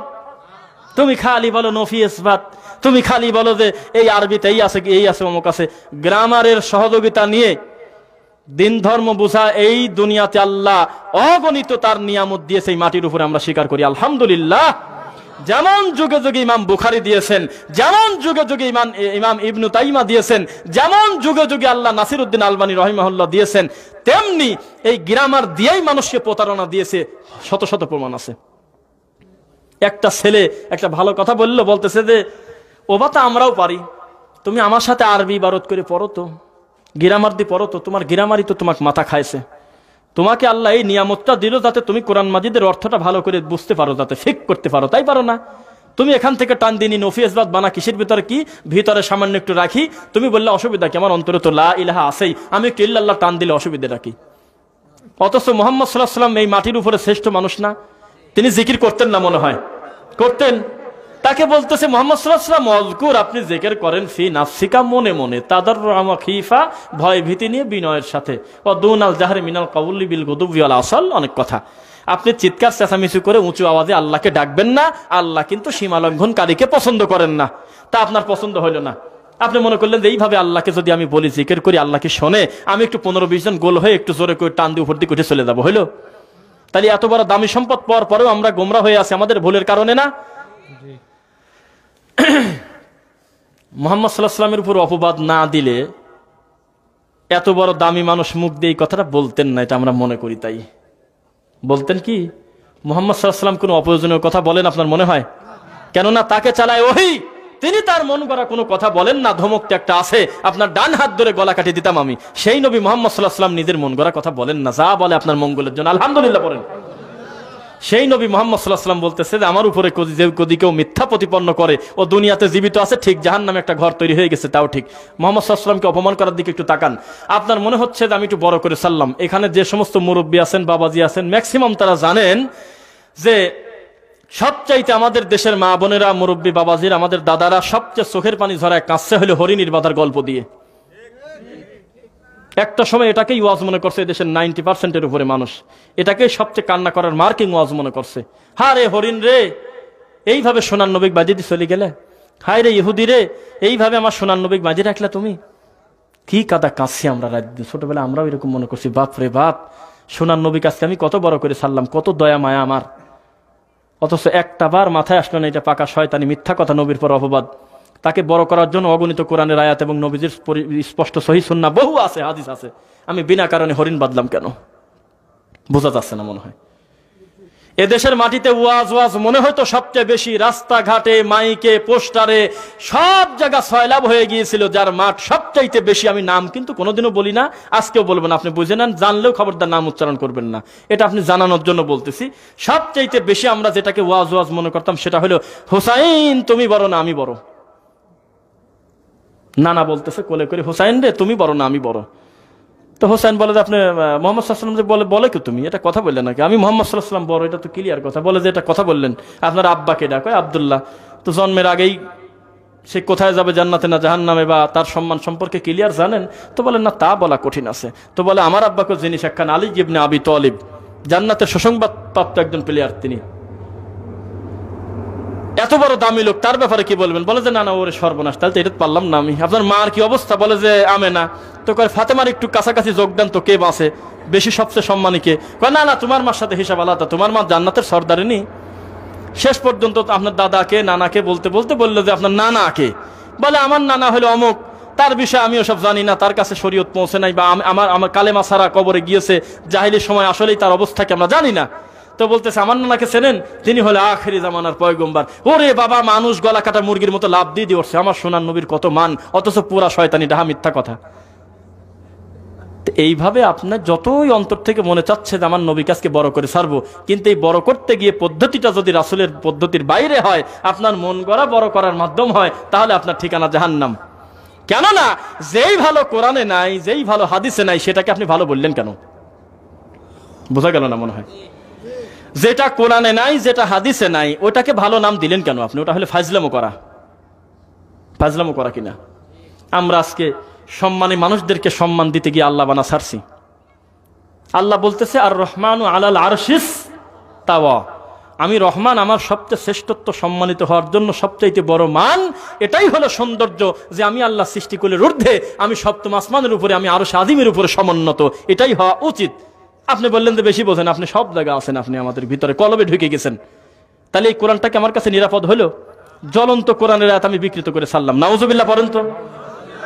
আল্লাহ বলতেছে মুহাম্মদ সাল্লাল্লাহু আলাইহি ওয়াসাল্লাম আপনার এই মুখ দিয়ে একটু বলে দেন তো, কুল্লা ইয়ালামু মান ফিস সামাওয়াতি ওয়াল আরদিল গায়বা ইল্লাল্লাহ, এই আসমান আর জমিনের মাঝখানে কে আছে আমি আল্লাহ ছাড়া গায়েব জানে? ক্লিয়ার কথা না? হুজুর এখান থেকে টান দিয়ে বাইর করে নিল যে না, নবী মুহাম্মদ সাল্লাল্লাহু আলাইহি ওয়াসাল্লাম গায়েবের মালিক।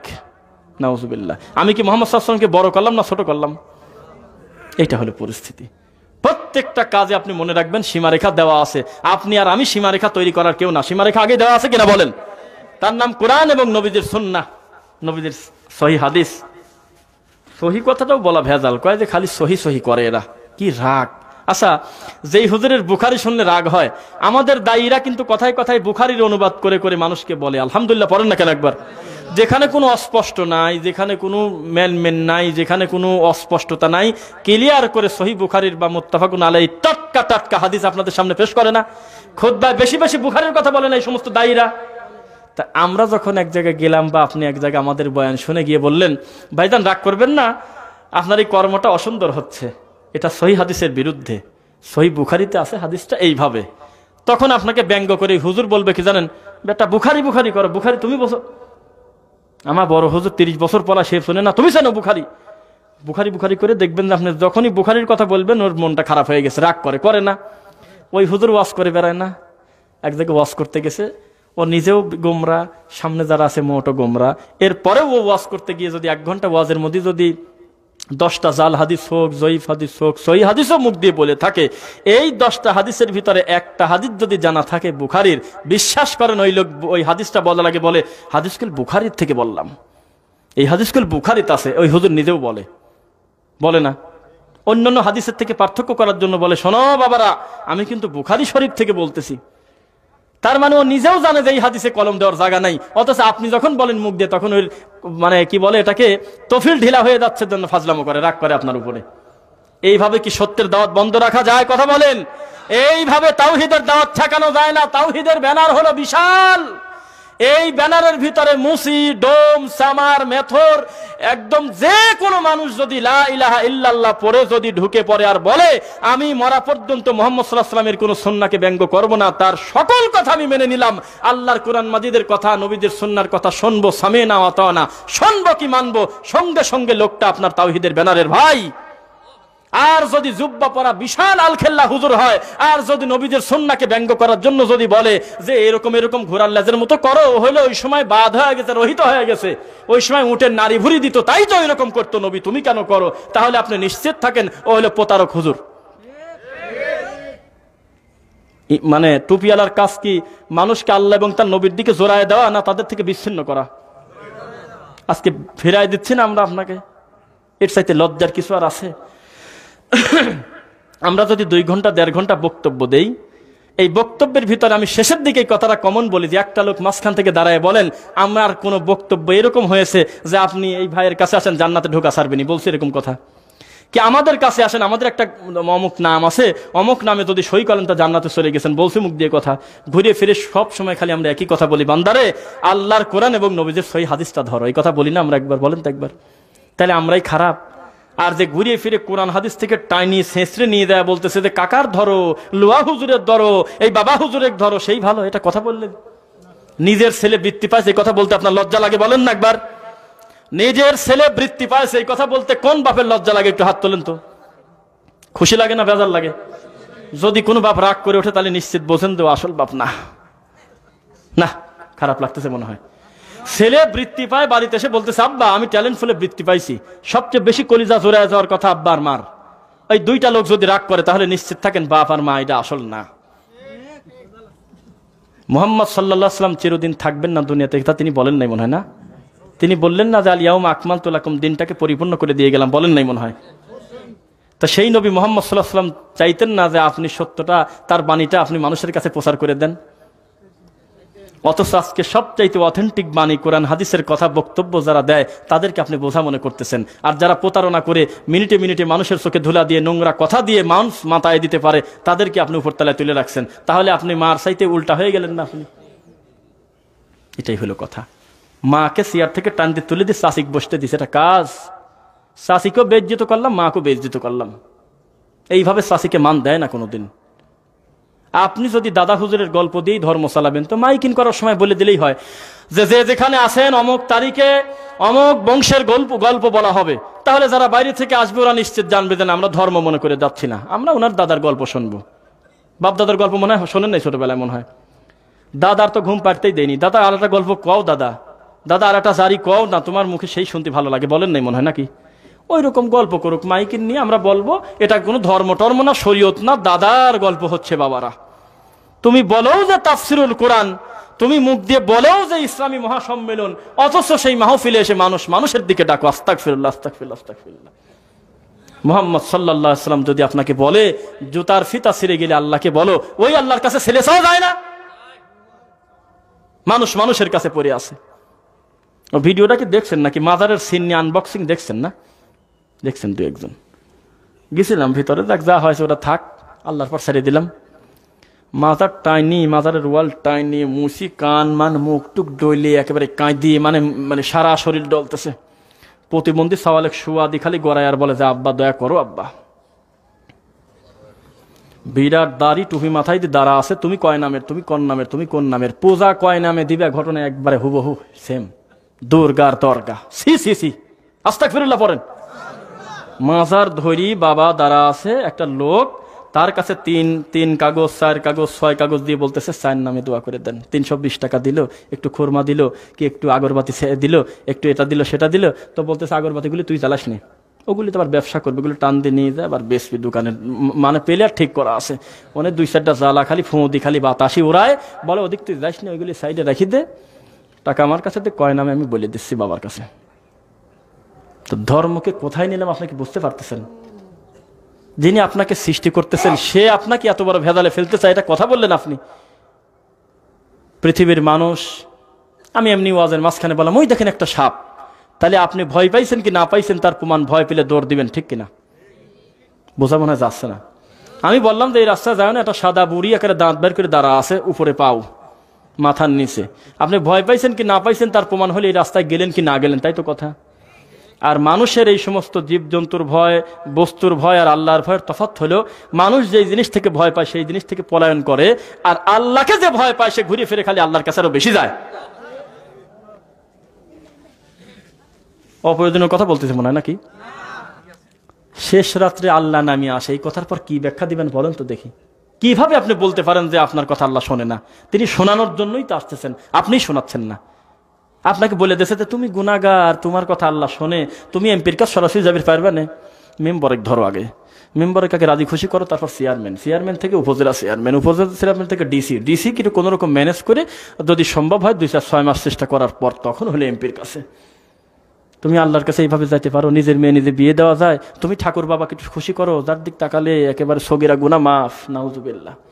বাবাক ম্যানেজ করো, বাবাক 7-8 বছর হাত পাও টিপে পাগল বানা সাল্লি, 7-8 বছর পর তোমাকে দ্বিতীয় র্যাঙ্কে দিবি। এইভাবে র্যাঙ্ক দিতে দিতে দিতে দিতে দিতে দিতে তুমি যখন একটা বড় স্তরে চলে যাবে তখন তুমি ফানা হয়ে যাবে রে বাবা। ঘুরে ফিরে টাইনি লোকটাকে আল্লাহর কাছ থেকে দূরে ঠেলে দিলাম না ব্যক্তির কাছে।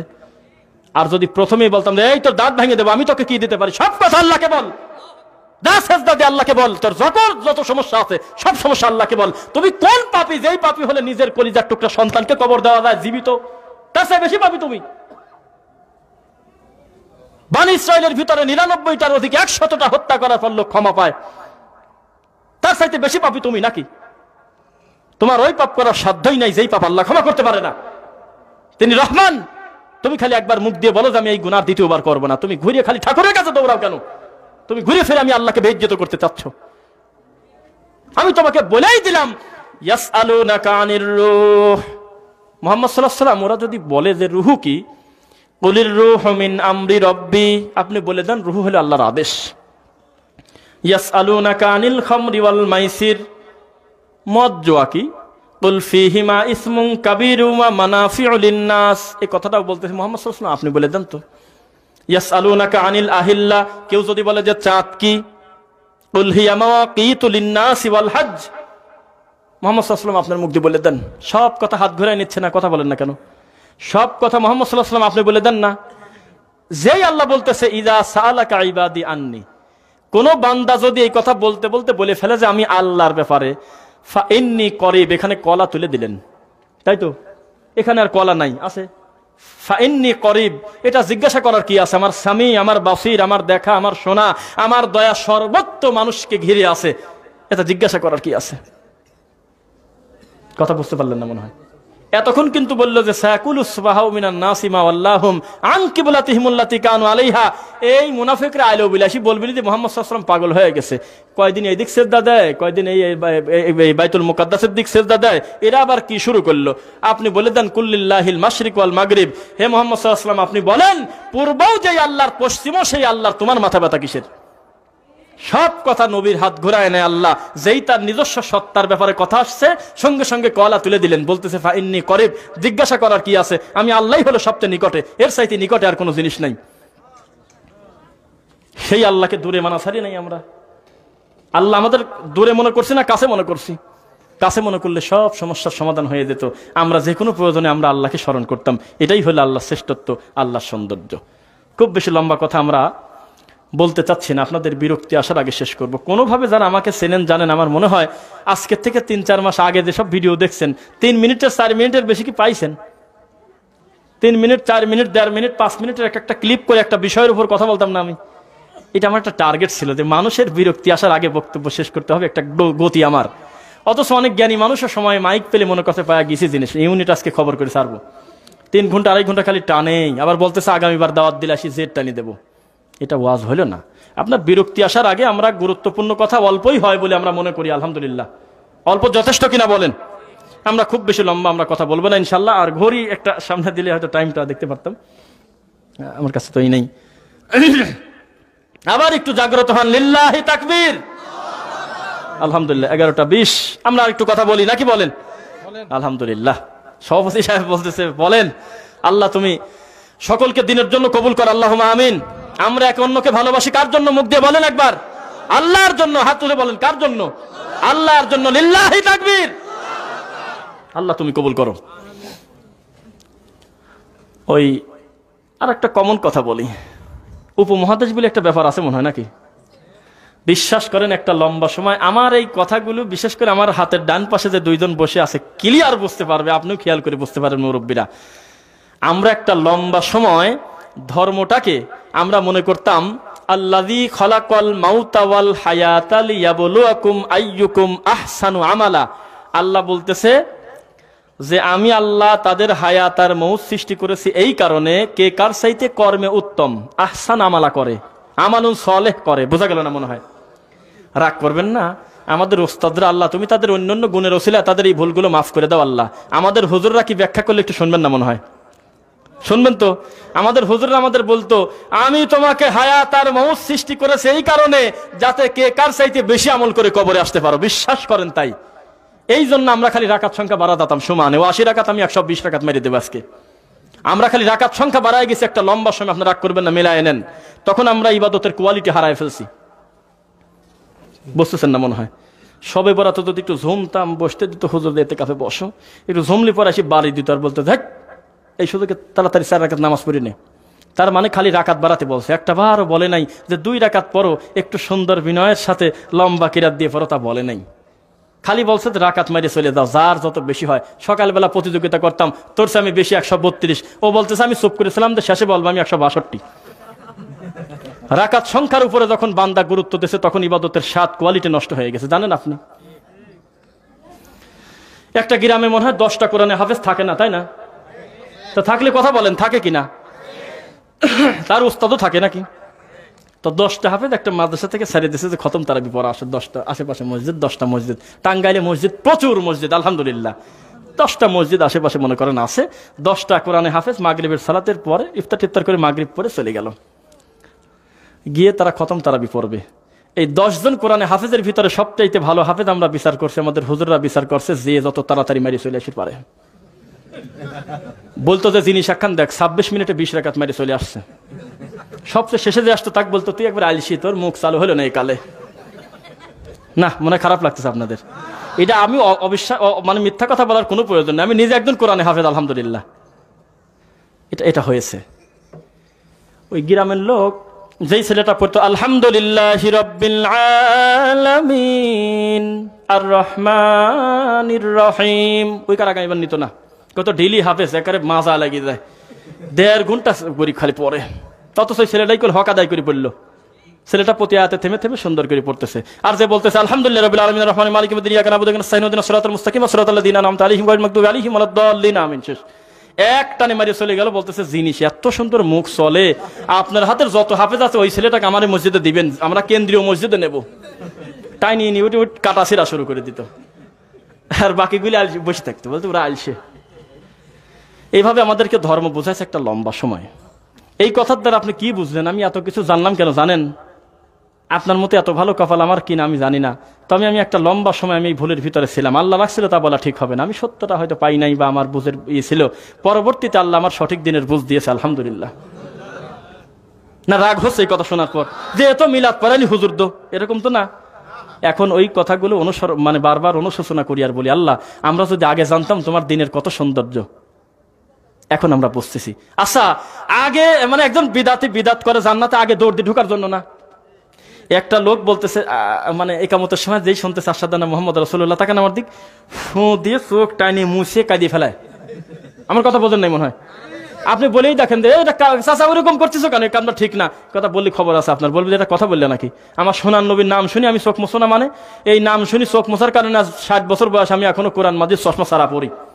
যুক্তি দেখেন কোথায়, অথচ ভুল করছে জাগা মতো। দেখেন ওই লোক আশহাদু আন্না মুহাম্মাদুর রাসূলুল্লাহ শোনার আগে কিন্তু আল্লাহু আকবার হয়ে গেছে, কয়েকবার হয় নাই? আশহাদু আল্লা ইলাহা ইল্লাল্লাহ পৃথিবীর শ্রেষ্ঠ বাক্য হয়ে গেছে। আল্লাহ নামের ভিতরে লোকটা বরকত খুঁজে পায় নাই, যেই শুনছে সাল্লাল্লাহু মুহাম্মাদুর রাসূলুল্লাহ চোখ টোক ডইলি মুছি একেবারে সমান করে ছাড়তেছে। এই যে একটা ভক্তি, আপনার কি মনে হয় ওই চাচার উদ্দেশ্য জাহান্নামে যাবে? তাই নাকি? ডানে বামে যারা কিছুই করে না, ইমাম যা বলে মুয়াজ্জিন যা বলে তাই বলে, তাদেরকেও খারাপ মনে করে। ও মনে করে যে ওরা জান্নাতে ঢিলি আর আমি হলে দৌড় দিয়ে জান্নাতে যাব। তাই সব বাদশাহ দি ও শুরু করছে খালি মুহাম্মদ রাসূলুল্লাহ শুনলেই ফু দিয়ে চোখ মুছে।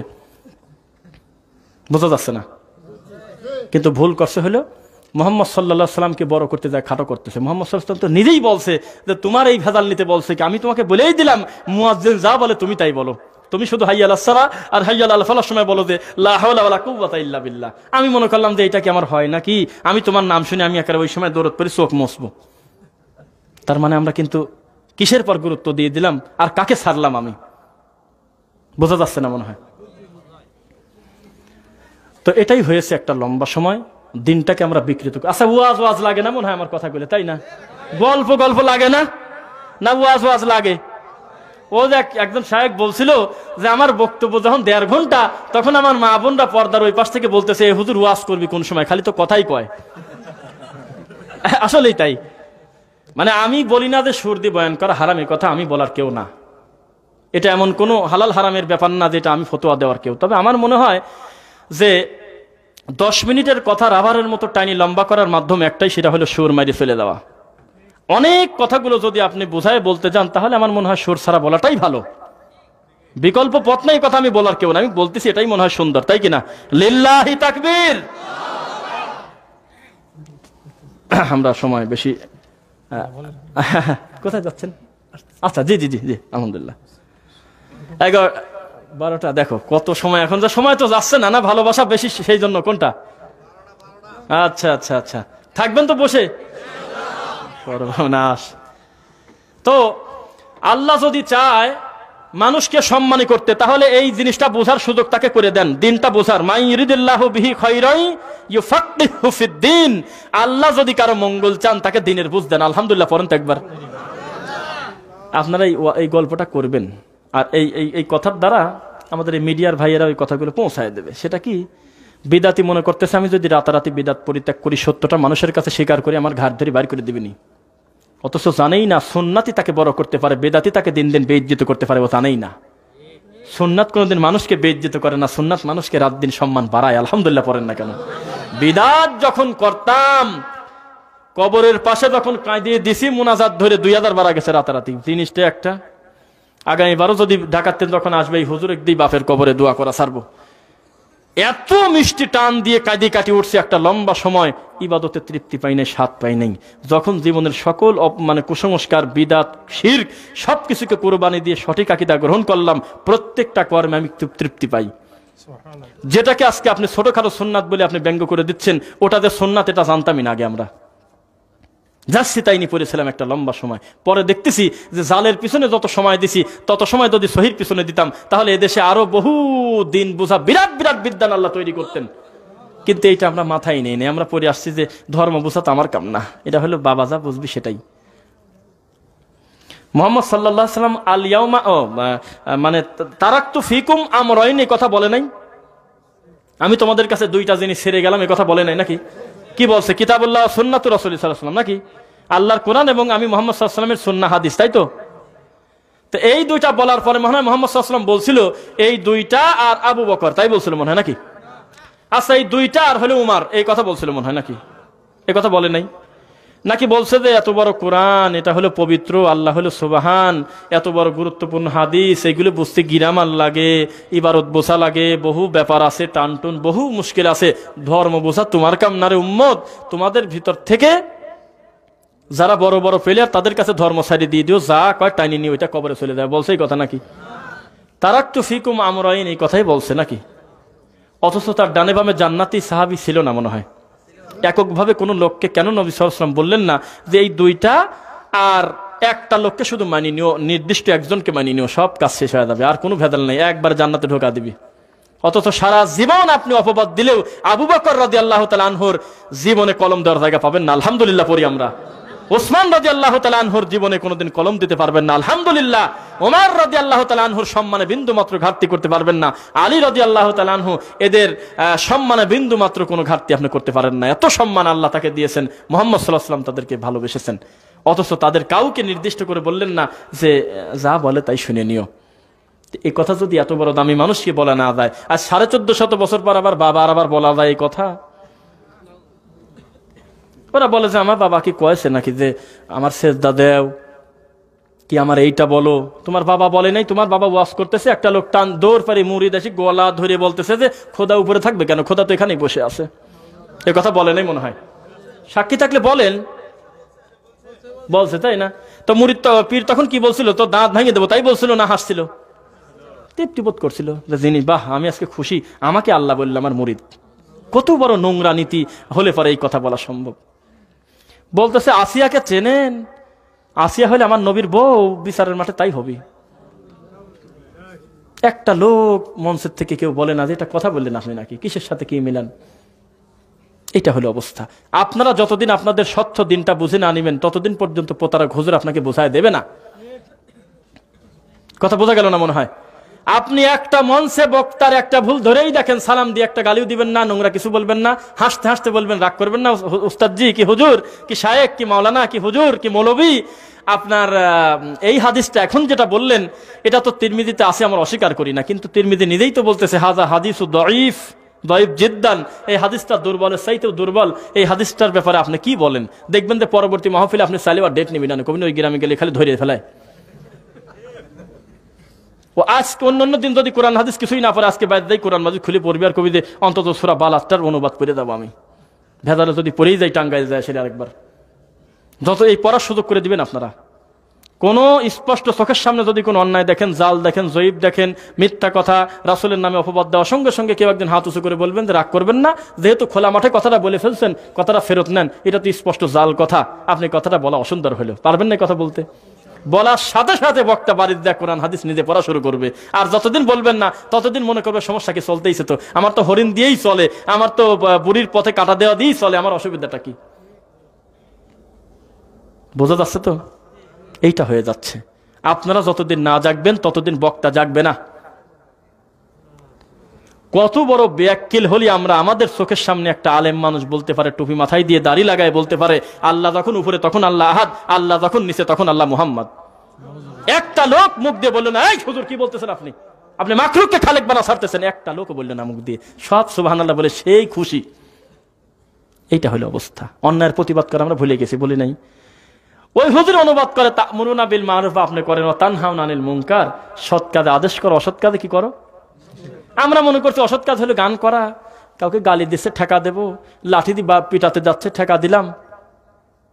বিদআত আর শিরক হলো মুনকারের বাপ। আপনি বলেনটা কি? আপনি যেই জিনিস হলো ইমানের প্রশ্ন, যার সম্পর্ক জাহান্নামের সাথে, সেটা মুনকার না? আপনি মনে করছেন তানহাউনা আনিল মুনকার মানে হলো খালি সামাজিক ভুলগুলো ধরে দিলেই হয়ে গেল। আপনি ইবাদতের ভুল, আমলের ভুল, দ্বীন ইসলামের ভুল, যেগুলো মানুষ প্রকাশ্যে মানুষকে বলে, এটা ঠেকানো লাগবে না? আর ওইভাবে কাছে দিন বলাও যায় না, অনেকে বলে, তাই না? বলে।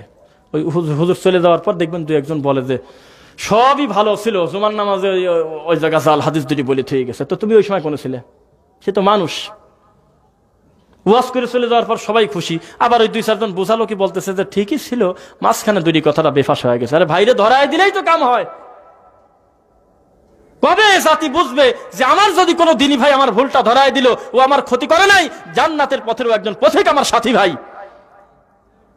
কেননা আমি যদি উনি না ধরায় দিত, আমি ভুলটা নিয়েই তো কবরে চলে যেতাম। তো উপকার করলো না ক্ষতি করলো? বলেন না কেন? হুজুরের তো ভুল ধরাই যায় না। বলতেছে যে এত বড় হুজুরের ভুল। এই ছেলে তুমি কি বলছো? তুমি জানো নবীর শরীরে রক্ত আমার গায়ে, আমি অমুক বংশের লোক? ভুল ধরার আবার জো আছে নাকি? আগে যেসব সিরিয়াল দেখা দিচ্ছে, বলতেও সে যে কুল্লু বিদাতিন দলালা, তাও কয় যে বেদাতে হাসানা বেদাতে সাইয়া। বলতেই সে যে প্রত্যেক বেদাতি গোমরাহি, তাও কয় যে নবী তো পেলে নেও চলে নাই। কেমন মূর্খ জাহেল হলে এইভাবে দিনের সাথে তামাশা করা যায়? কোন হাজি মনে করে যে আমার দাদা হলো মানে দিনের পর দিন, মাসের পর মাস কষ্ট করে নদী পথে পায়ে হেঁটে কত কষ্ট করে হজ করেছে, এই জন্য আমার দাদা কম নেকি পাইছে, আমি প্লেনে চলে 2 ঘন্টার ভিতরে কাবা ঘরে যাচ্ছি জন্য নেকি বেশি পাই? কোন লোক মনে করে বলেন? এটা একটা উপকরণ না? কোন লোক মাইকে কথা বলার সময় মনে করে খালি মুখে কথা বলার চাইতে নেকি ডবল পাবো? কোন লোক মনে করে? অথচ হুজুরকে বেদায়েতের কথা বললেই, বিদাতের কথা ধরা দিলেই বলে অবাধ ধরলে তো নবীর সময় মাইকও ছিল না, নবীর সময় তো প্লেনও ছিল না, নবীর সময় তো টেবিল চেয়ারও ছিল না। এই কথা বলে না মনে হয়? কিসের সাথে কি লাগা দিছে? একটা ইবাদতের মধ্যে আর একটা ইবাদতের জন্য। আল্লাহর ঘরটা টাইলস দেওয়া, ওই ভালো থাকতেছে না, ওর কাছে যে নবীর সময় তো টাইলসও ছিল না। কোন মেন্টাল পাগল মনে করে যে টাইলসওয়ালা মসজিদে সেজদা দিলে 30টা নাকি বেশি পাওয়া যায়, আর এমনি এমনি মসজিদে, মাটির মসজিদে সেজদা দিলে নাকি কম পাওয়া যায়? কে মনে করে? নাম বলেন তো একবার। তাহলে এটা কি কেউ ইবাদত মনে করে না? ইবাদতের মাধ্যম মনে করে, ইবাদতের উপকরণ না এগুলো। অথচ আজকে ধোকা দিয়ে যাচ্ছে আর বলতেছে যে অত যদি ধরো তাহলে আর এভাবে চলা যাবি না, সৌদি চলে যাও গা, পায়ে পায়ে এত ধরলে পরে হাঁটাও যায় না, সামনের পাও ফেলান যায় না। নাউজুবিল্লাহ। ইসলাম সহজ, ইসলাম মেনে চললেই আপনি পাটা সুন্দরভাবে ফেলতে পারেন। শুধুমাত্র অন্যায় অপসংস্কৃতি আপনার ভিতরে থাকার কারণে আপনি ইসলামের সৌন্দর্য বুঝতে পারতেছেন না। লা ইউকাল্লিফুল্লাহু নাফসান ইল্লা উসআহা। আল্লাহ ওই বোঝা মানুষের উপরে চাপান না যা তার সাধ্যের বাইরে লোকটা টেনে নিয়ে বেড়াতে পারে না। আর আপনি চট করে আল্লাহর পর জুলুম করে দিলেন। নাউজুবিল্লাহ। ওমান আযলামু মিম্মান ইফতারা আলাল্লাহি কাযিবা। তার চাইতে বড় জালেম কি আছে যে আমি আল্লাহর উপরে মিথ্যা প্রতিপন্ন করে? সূরা বাকারা 114। ওমান আযলামু মিম্মানা মাসাজিদাল্লাহি আন ইউযকারা ফি হাসমুহু ওয়া সাআ ফি খারাবিহা। ওর চাইতে বড় অত্যাচারী জালেম আর কে আছে যে আমি আল্লাহর ঘরের জিকির বাধা দেয়? জিকির মানে আবার হু হু কু কু না, কিন্তু আবার জিকির মানে আল্লাহর ঘরের ইবাদত, আল্লাহর ঘরের দার্স, আল্লাহর ঘরের সকল কার্যক্রম, দিনের যে কর্মগুলো, এই কর্মটাকে থেমে দেওয়ার জন্য, তাওহীদের এই কর্মটাকে নষ্ট করার জন্য যারা মানে উঠে পড়ে লাগে, ওর চাইতে বড় জালেম আর কে আছে? অথচ আজকে আল্লাহর ঘরটা পর্যন্ত নিরাপদ না। নিরাপদ? এটা বড় কষ্ট। যাই হোক, আমরা এখন আর খুব বেশি লম্বা কথা বলতে চাচ্ছি না। আমাদের মা বোন, আচ্ছা 11:36 বাজে, 12টা বাজাই ছাড়িয়ে দেয় নাকি বলেন? 12টা বাজাই দেবো নাকি? অনেকেই আসছেন অনেক আগে, সেই হয়তো মাগরিবের সময় আসছেন অনেক লম্বা সময়, আবার কেউ আসছেন একটু আগে। সুতরাং আমরা অন্তত 12:15 বা 11:50 বা 12টার কাছাকাছি পর্যন্ত আমরা কথা বলবো ইনশাআল্লাহ। আবার দেই তাকবীর দেই, লিল্লাহি তাকবীর। আমি কি এমনি এমনি বলতেছি না? আসলে আপনার মনে হচ্ছে যে আপনারা কথা শুনবেন? ইনশাআল্লাহ শুনবেন। জি আচ্ছা আচ্ছা, আলহামদুলিল্লাহ। তো আল্লাহ সুবহানাহু ওয়া তাআলা আমাদেরকে বলেছে, ওয়া আন্না হাযা সিরাতি মুস্তাকিমান ফাত্তাবিউ। নিশ্চয়ই সিরাতাল মুস্তাকিম হলো সঠিক রাস্তা একটাই, তার নাম সিরাতাল মুস্তাকিম। ওয়ালা তাত্তাবিউস সুবুল, অন্য কোন রাস্তার অনুসরণ যদি করো, ফাতাফাররাকা বিকুম আন সাবিলি, সঠিক মূল রাস্তা থেকে তোমাকে গোমরা করে ছাড়বে, তুমি ভিন্ন হয়ে যাবে। সিরাতাল মুস্তাকিম কয়টা? যখন এর মধ্যে চিশতিয়া সাবেরি নকশাবন্দি ঢুকে গেছে, তখন সিরাতাল মুস্তাকিমের স্বাদ আপনি আর পাচ্ছেন না। কত লোকের যে প্রশ্ন, খালি বলে যে নামাজের ভিতরে দুনিয়াবি চিন্তা আসে, বাজে চিন্তা মাথায় আসে, কি করব, নামাজের ভিতরে বহু খারাপ চিন্তা আসে, এটা নাই আপনাদের প্রশ্ন মনে হয়? এই প্রশ্নের 90% সমাধান একটাই, আপনি আল্লাহকে কি বলতেছেন এই কথা আপনি নিজেই জানেন না। সুবহান রাব্বিল আযীম খালি 40 বছর বলতেছেনই, এই কথাটা কাকে শোনাচ্ছেন এবং কি অর্থটা এটা ভিতরে আনতে পারতেছেন না। খালি বলতেছেন যে ইহদিনাস সিরাতাল মুস্তাকিম, আসলে কি বলতেছেন আল্লাহকে এই কথাটা অনুভূতি ভিতরে নাই, যার কারণে সালাতে কোনো স্বাদ পাচ্ছেন না, তৃপ্তি পাচ্ছেন না। একটু পরিবর্তন করে লম্বা সময়কে আল্লাহকে কিছু বলেছেন, সুবহান রাব্বিল আযীম টাটকা সহিহ হাদিস, কোনোদিন আমরা বলতেছি না যেটা জাল হাসান, কিচ্ছু না, সহিহ হাদিস। কিন্তু হুজুর আপনাকে কোনোদিন জানতেই দিল না যে সুবহান কুদ্দুসুন রব্বুল মালাইকাতি ওয়ার রূহ বলা যায়, এটা জানতেই দিল না। আপনি পরিবর্তন করে ভিন্ন ভিন্ন স্বাদে আপনি আল্লাহকে বলেন, যে মাসনুন দোয়াগুলো আল্লাহ রাসূল আপনাকে শিক্ষা দিয়েছেন। ফাসাব্বিহ বিহামদি রাব্বিকা ওয়াস্তাগফির, একটু আল্লাহকে বলেন। সুবহানাকা আল্লাহুম্মা রাব্বানা ওয়া বিহামদিকা আল্লাহুম্মা গফিরলি, এই কথাগুলো একটু আল্লাহকে বলেন, পরিবর্তন করে করে লম্বা সময় বলেন। কে কার কথা শুনে? ইবাদতের স্বাদ পাবেন কিভাবে আপনি বলেন? আল্লাহকে মানতে হবে মুহাম্মদ সাল্লাল্লাহু আলাইহি ওয়াসাল্লামের দেখানো পথে হুবহু না। কিন্তু আমরা কোন জিনিসটা নিয়ে আসছি সেটার আর হিসাব নাই। ইদা মাতাল ইনসান, মানুষ যখন মারা যায়, ইনকাতা আনহু আমালু, তার আমল কাটে দেওয়া হয়, আমল বাতিল করে দেওয়া হয়। এ পর্যন্ত একমত আছেন কিনা? ইল্লা মিন সালাসা, তিনটা জিনিস ব্যতীত, তাই না? এক নাম্বার কি বলেন তো দেখি? সাদাকায়ে জারিয়া, চলমান সাদাকা, আও ইলমুন ইয়ানতাফাউ বি, আও ওয়ালাদুন সালিহুন ইয়াদউ লাহু, তিনটা, তাই তো? একটা হলো সাদাকা। সাদাকা বহু হাজী সাহেব হজ করে আসার পরে দেখবেন যে মিলাদ টিলাদ পড়া বা অন্য যাই হোক, ওই খাওয়ার যখন রানিং খাওয়ার টেবিল খাওয়া শুরু হয়, তখন উনি থাকেন না, উনি উঠে চলে যায়। কেউ যদি বলে যে হাজী সাহেব চলে যাচ্ছে, তো বলে না, উনি এগুলো খায় না, 3 দিন 4 দিন এগুলো খায় না, বলে না মনে হয়? হাজী সাহেব এগুলো খায় না, চলে যায়। হুজুরও কিছু বলে না যে দাঁড়ান দাঁড়ান চলে যাচ্ছেন কি জন্য, জান্নাতে ঢোকা ছাড়বো এখনই মরা মানুষটা, আপনি চলে যাচ্ছেন মানে, বসেন বসেন বসেন, তা বলে না। সে নিজেও জানে যে কাজটা ভালোই করতেছে। সাদাকা জারিয়া, চলমান সাদাকা, যেই লোকটা নিজে কিছু রেখে গেছে এমন কর্ম, দিনী প্রতিষ্ঠানের জন্য, আল্লাহর ঘর কেন্দ্রিক, মাদ্রাসা কেন্দ্রিক, জনকল্যাণমূলক কোনো বিশেষ কর্ম করে গেছে, অথবা তার পক্ষ থেকে তার সন্তান সন্ততি করবে, ওইটার নাম হলো সাদাকা জারিয়া। বোঝা গেল কিনা? অন্য মাধ্যমে গেলাম না, কে কোন রোগী, ওগুলো দরকারই নাই। আজকের ওয়াজটা সার্বজনীন হয়ে যাক, কেউ যাতে এটা মাথায় না নেয় যে এই হুজুর হলো দলের ওয়াজ করলে, অমক করলে, এটা চিন্তাই যাতে মাথায় না আসে। এতক্ষণ পর্যন্ত যে বয়ান দিছি, এর ভিতরে কিন্তু একটা বারও বলা হয় না যে আপনি অমুক দল, কি আমি অমুক দল, কি আমার অমুক করেন, এটা কি বলছি একটা বার? এটা একটা সার্বজনীন ব্যাপার। আমার রাসূল সাল্লাল্লাহু আলাইহি ওয়াসাল্লামের সম্মান, তার ব্যাপারে কি বলেছেন আল্লাহ, তার মুহাম্মদ সাল্লাল্লাহু আলাইহি ওয়াসাল্লাম আমাদের কি বলেছেন, এইগুলো বললাম না। আর প্র্যাকটিক্যাল সমাজে আমরা কিভাবে বুঝেছি তার ছোট্ট একটা নমুনা, একটা অংশ আমরা শুধু তুলে ধরলাম। এইবার আপনি আসেন, আল্লাহ সুবহানাহু ওয়া তাআলা মুহাম্মদ সাল্লাল্লাহু আলাইহি ওয়াসাল্লামকে দিয়ে আপনি আজকে পেশাবখানায় ঢুকবেন, তার একটা দোয়া আছে, এটা জানেন না মনে হয়? তো এইটাকে আজকের, কালকের, পরশুদিনকের দোয়া না 1450 বছর আগের দোয়া? স্বামী স্ত্রীর মিলন, এটা গোপন না প্রকাশ্য? এই গোপন কাজেও দোয়া নাই? এই দোয়াটা আপনার বাপ আর দাদা আর আমি শিখাইছি না মুহাম্মদ সাল্লাল্লাহু আলাইহি ওয়াসাল্লাম শিখাইছে? জুতা পাই দিবেন কিভাবে, এই কথা কে শিখাইছে বলেন তো একবার? মা বোনদের হায়েজ, নিফাজ, মাসিক, এগুলো গোপন ব্যাপার, এগুলো গল্প করার জিনিস না যেখানে সেখানে। এমন একটা ব্যাপারও ক্লিয়ার করে দিতে মুহাম্মদ সাল্লাল্লাহু আলাইহি ওয়াসাল্লাম বিন্দুমাত্র কার্পণ্য করেন নাই। আমার উম্মত যাতে কোনোদিন বিপদে না পড়ে, সকল ব্যাপারে কর্মর নির্দিষ্ট মাসনুন দোয়া আছে, আছে কিনা? তো সেই নবী মুহাম্মদ সাল্লাল্লাহু আলাইহি ওয়াসাল্লাম মনে হয় জানতেন না যে কোনভাবে সালাতটা আদায় করলে আপনি জান্নাতে যাবেন, জানতেন না মনে হয়? কিভাবে সিয়ামটা পালন করলে জান্নাতে যাবেন, জানতেন না মনে হয়? যিনি ছোট কোনো বিষয়ে বাদ দেন নাই, এটাই হলো ইসলামের সৌন্দর্য। আপনার প্রতিটা কর্ম সুন্নাহ দিয়ে রাঙিয়ে থাকবে। বলতেছে যে হুজুররা খালি ছোটখাটো ব্যাপারে ওয়াজ করে, টাকনুর উপরে কাপড়ের কথা কয়, এরপরে হলো দাড়িটাকেও ছোটখাটো বলে, নাউজুবিল্লাহ পড়েন তো একবার।